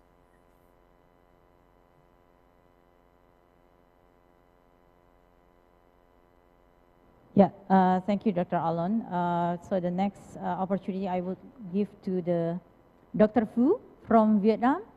Please, Dr. Okay, two things. One is the thing about activities. On we know any activities, they have the cost, right? Including environmental costs, right? So two ways you can mitigate that, the cost, right? One is the way of doing business. We have some experience with that, right? With the, for example, Vietnam saw many FDI, high quality FDI, right? So they have a standard, they have supervision, they ask everyone to be transparent. So we can learn, right? So the same thing, but we change the way of doing. That we can balance between the target we set and the cost we can suffer from. The second related to that as technology, right? Changes and improvement. I think that's why the cooperation of, among ASEAN is not enough. We need to look at a broader framework for cooperation in terms of trade, investment, standard we would like to develop, and also the regulation and whatever. The second thing that's about financing, we also have some experience even very challenging. That a green financing. Now we talk about blue financing. For the green financing, there's in broader framework that's also associated with, for example, credit kind of quota for the carbon emission credit market. But that's not maybe relevant for the blue financing. But for example, ESG, right, standard. If you would like to have that one, you can have blue finance or blue money to come in.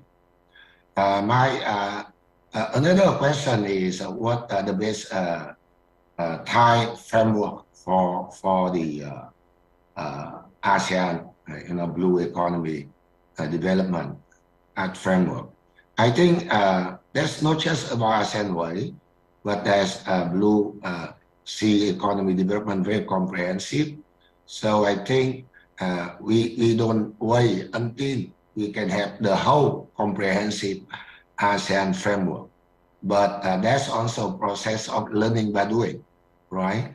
And try to mitigate and minimize the cost, particularly environmental cost. So take the easy first, we can do first, and get the good result, and that can encourage, we can go further. So like try to pick up the low fruit, right? That's the way I think about before we can have comprehensive ASEAN framework for blue sea economy development.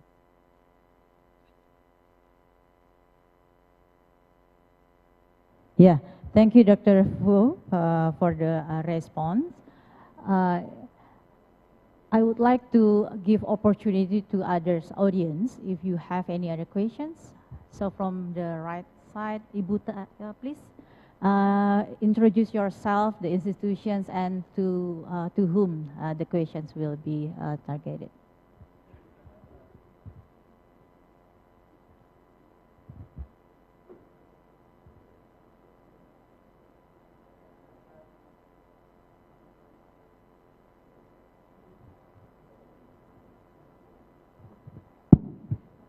Okay, thank you very much for the opportunity, the moderator. My name is Tari. I'm a director for State Finance and Monetary Analysis from the Ministry of National Development Planning. I have several concerns.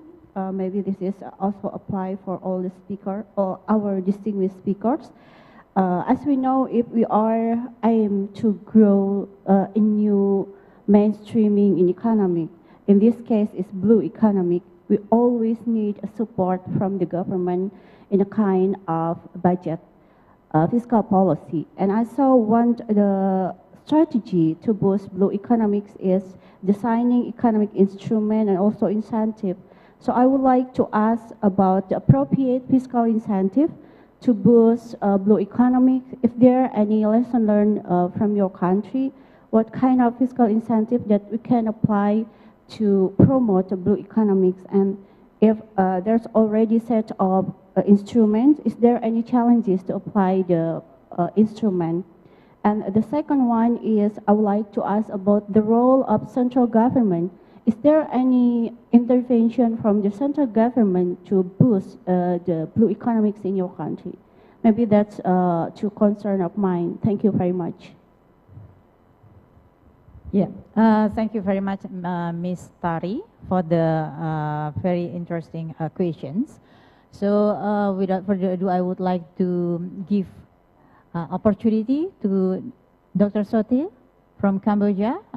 Ibu Tari has two questions related with the appropriate fiscal incentive, and the other one is the role of the central bank. Actually, there's a question about time frame. Central government, sorry.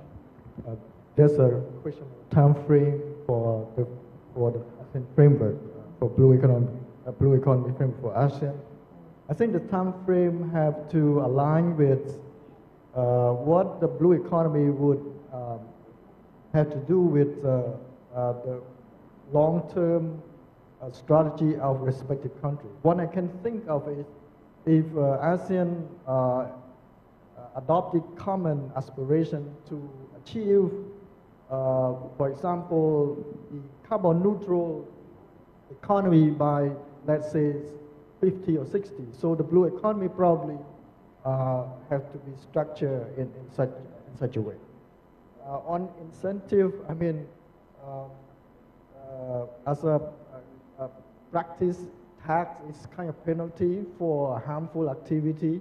So anything that we believe that bad for the ocean, bad for the blue economy, I think we better use tax policy, and of course provides investment for the long-term foundation that have the, I mean, in theory, of course, I speak from theory, positive externality, something that to do with productivity, new technology, infrastructure, things like that. So I think that's the way that the resource should be allocated. But I'm not sure how the central government and local government way of having common work, because in Cambodia we don't have such a separation. Of course, we have a local government. Whatever the central government order, the local authority have to comply. Of course, there's a way to delegate responsibility come with budget and responsibility. So it not only delegate the authority, but capacity and authority have to be there for the local government to successfully implement the initiative. Yeah. Thank you. Thank you, Dr. Sodi. So, Mr. Asnawi, would you like also respond and give comments? All right. For the second question, I think my answer will be similar to my colleague.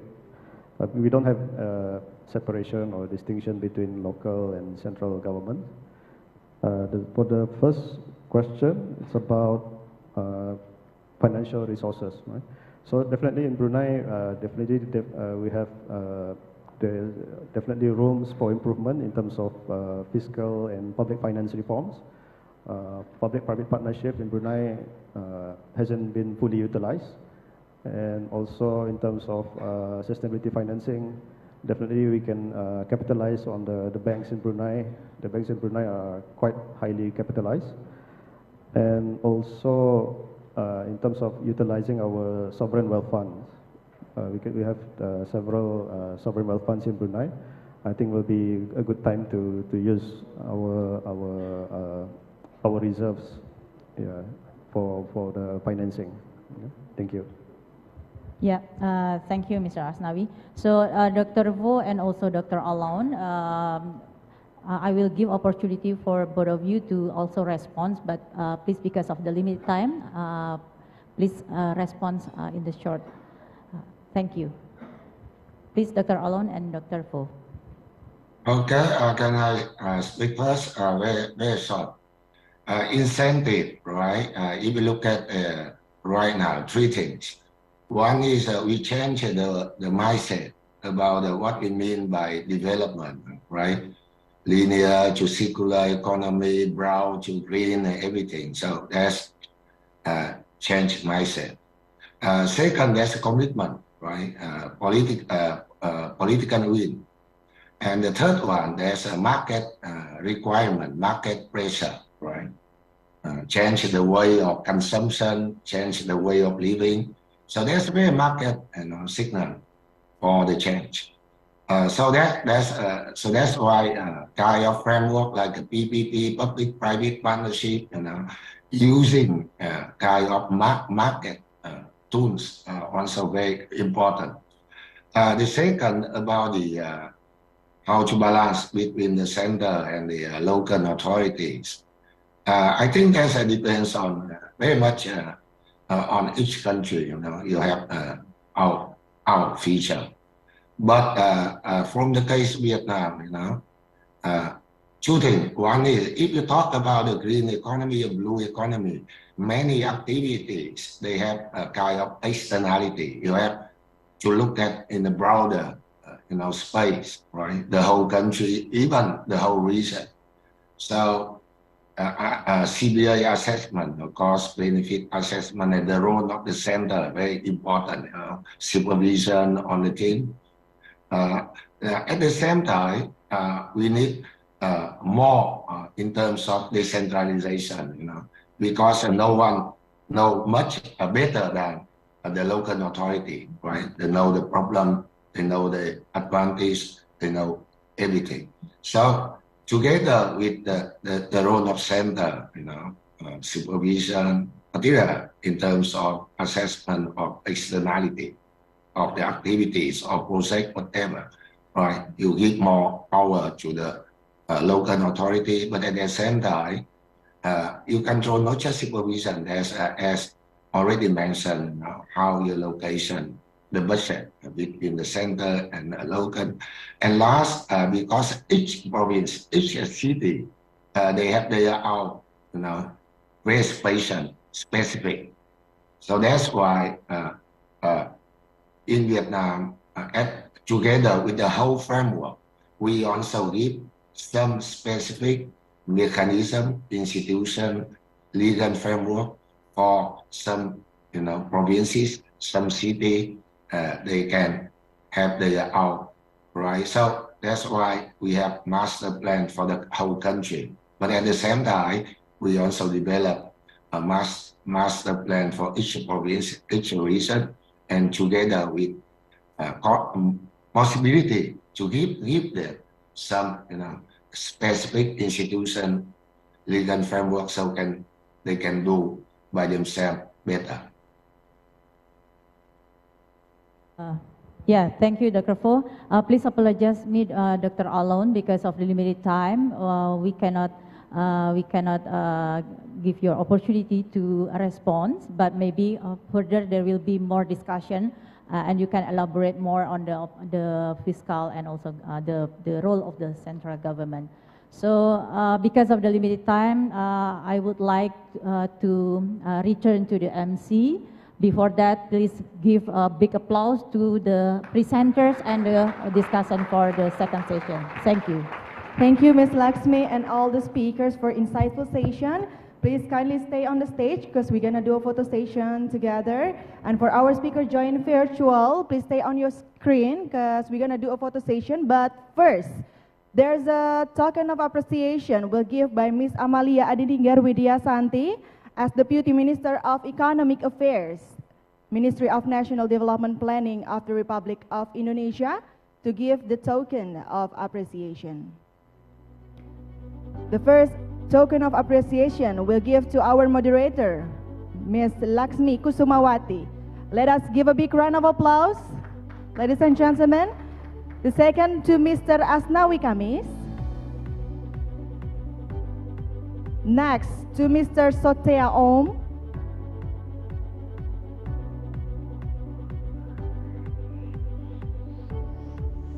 And next to Mr. Teguh Sambodo. Thank you so much. Ms. Amalia, please stay on the stage because we're gonna do a photo session together. All right. On the count of 3. 1, 2, 3. One more time. 1, 2, 3. Thank you so much, ladies and gentlemen. You may return to your seat, except our specially for Deputy of Minister Economic Affairs to stay on the stage. To conclude today's event, let us hear closing remarks by Deputy Minister for Economic Affairs, Ministry of National Development Planning of the Republic of Indonesia. Bapak Edi Priyo-Pambudi, Deputy Minister for International Economic Cooperation, Coordinating Ministry for Economic Affairs of the Republic of Indonesia, Deputy Secretary General of ASEAN for ASEAN Economic Community, Pak Satvinder Singh, Bapak Fatur Rahman, Head of Bank Indonesia Representative in Bangka Belitung, honorable speakers, discussants, moderators, and all distinguished delegates and participants. A very good evening for all of us. And today we have listened to speakers and panelists of the multi-stakeholder dialogue on the development of the ASEAN Blue Economy Framework. There are 7 key takeaways from this forum that we can have. Number 1, today we are listening to each country progress on blue economy, and there is a common understanding that blue economy is very important to ASEAN economy. Number 2, there are varieties of level of development on the blue economy among the ASEAN member states. Some countries have the blue economy in their national policies, and others are beginning to think about it. Number 3, Indonesia has progressed on the blue economy roadmap and other policy measures related, as well as building the Indonesia Blue Economy Index at provincial level. Malaysia perceives that blue economy contributed as much as 26% of Malaysian GDP. The Philippines has an ongoing legislative proposal that will establish the framework for the blue economy. Thailand is incorporating the blue economy in the National Development Plan. Vietnam keeps improving its marine regulations. Brunei Darussalam, under the Wawasan Brunei 2035, has incorporated some key components of the blue economy as well. Although Laos is a landlocked country, but 80% of its area is within the Mekong River Basin. Cambodia has implemented several projects to promote coastal communities' sustainability and resilience. Number 4, ASEAN can be at the forefront of the blue economy in the Indo-Pacific region. To achieve that, we would need a strong collaboration among the ASEAN member states, especially to tackle the challenges that we'll be facing ahead. Number 5, the ASEAN Blue Economy Framework will set up the transition towards the blue spirits, in which blue economy can be a means of ASEAN connectivity, and blue economy can be a means of creating new value chain within the ASEAN region.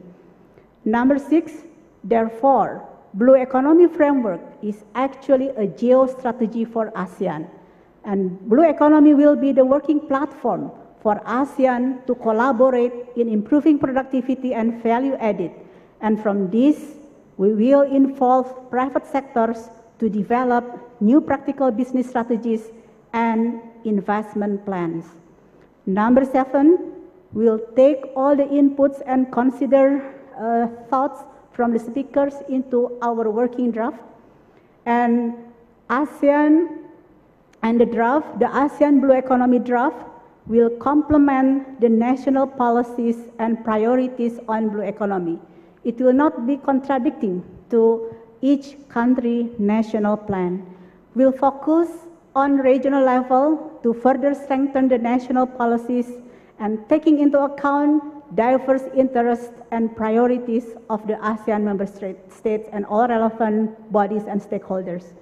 And our work will focus only on economic development and new engine of growth. Our blue economy will not be touching on political and security issues.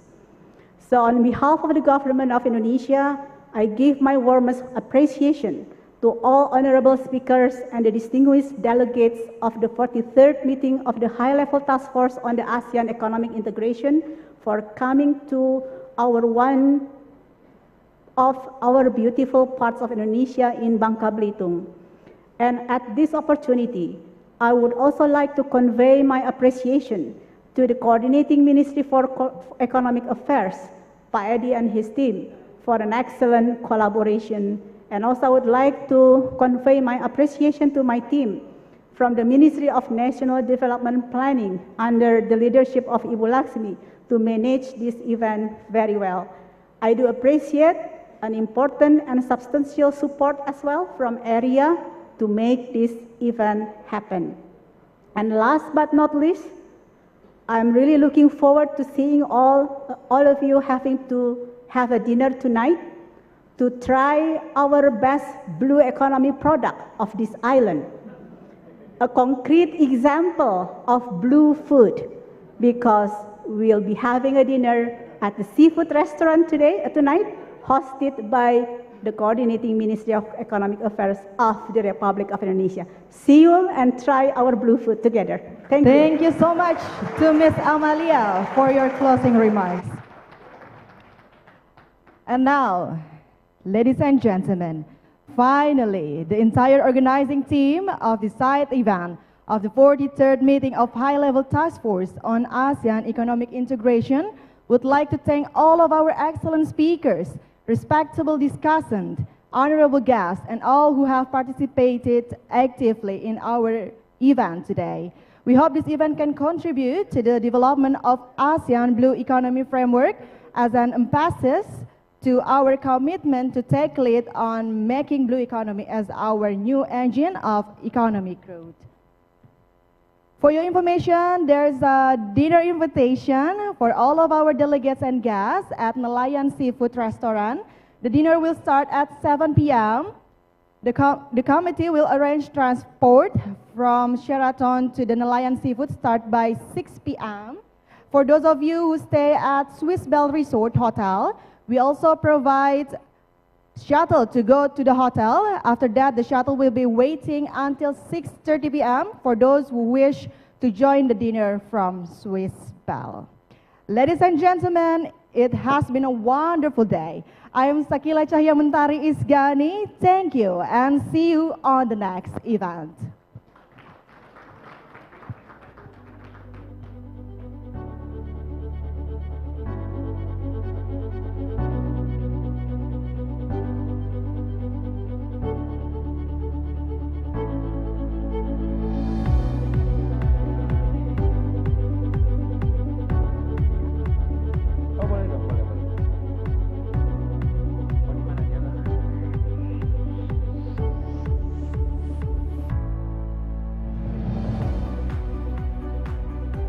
2023 will put the world to test, posing challenges ahead for ASEAN to grapple with trends and trials that will shape the year. Indonesia's chairmanship adopts the theme of ASEAN Matters, Epicentrum of Growth. The theme echoes the multifaceted landscape of geostrategic and geoeconomic disruption. Therefore, ASEAN capacity must be strengthened to respond to the challenges of the next 20 years, to become more adaptive, responsive, and competitive. ASEAN must also be a region with robust, inclusive, and sustainable economic growth. Under the ASEAN Economic Community, Indonesia's ASEAN chairmanship will set forth the agenda on recovery and rebuilding, digital transformation, and sustainability onwards.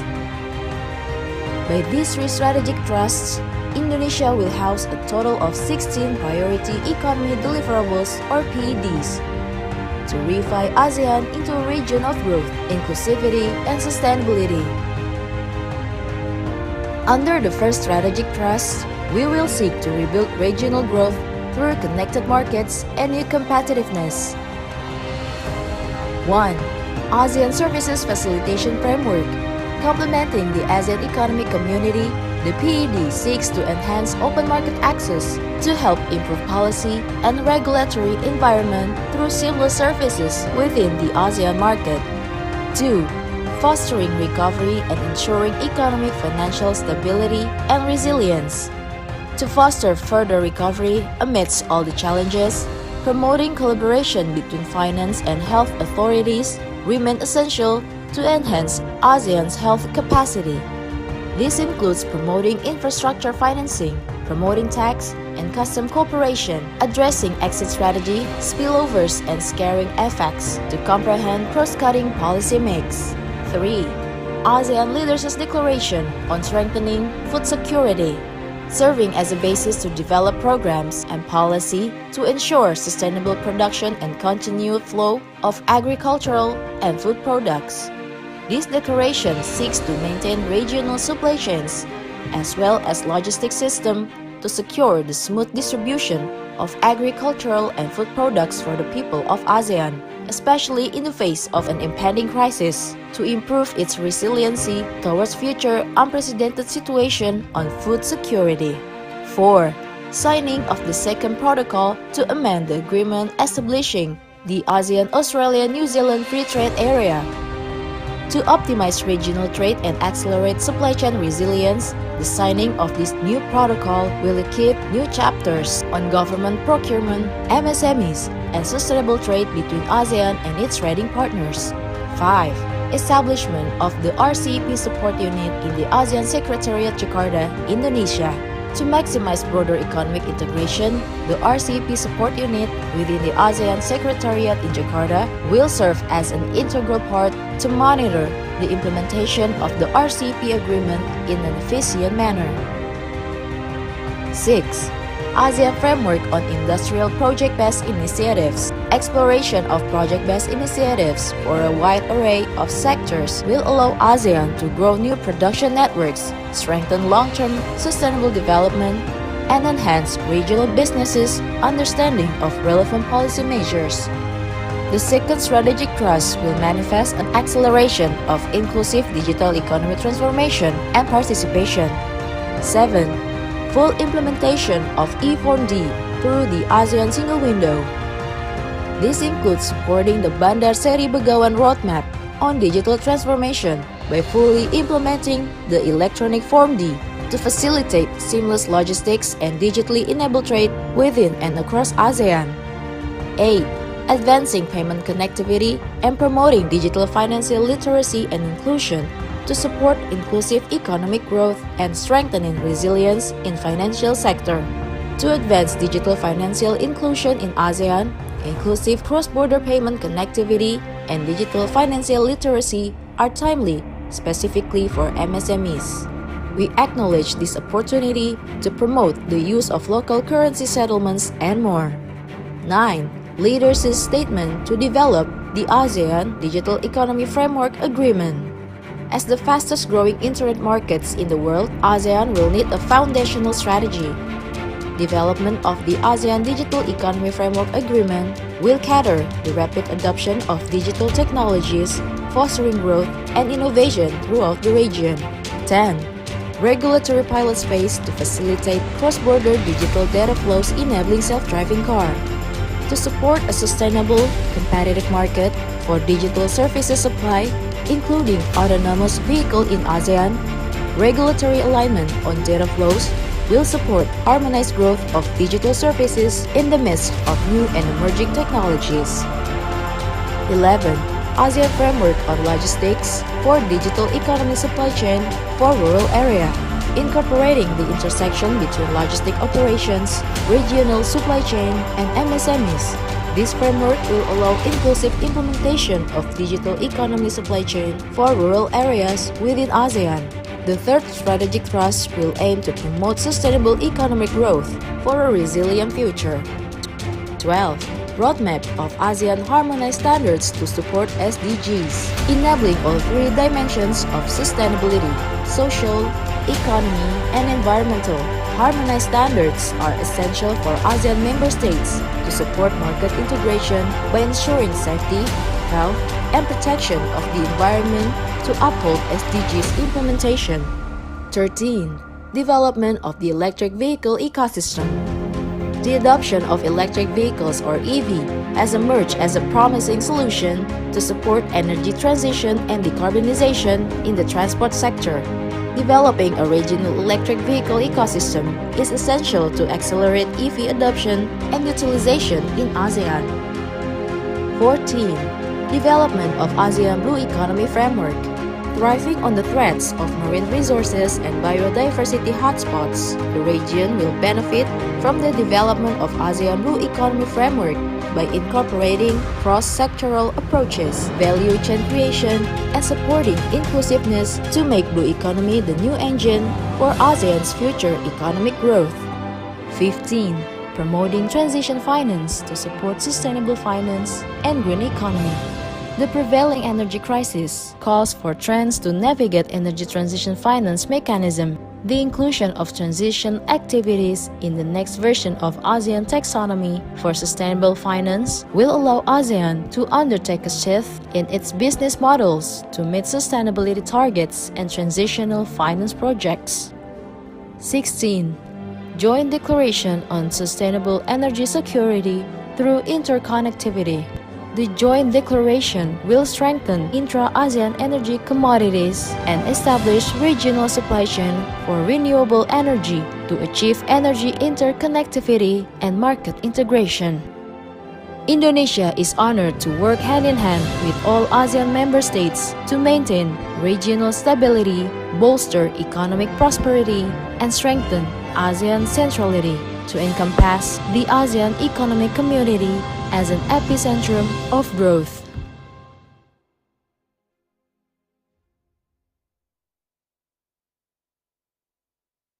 Recording stopped.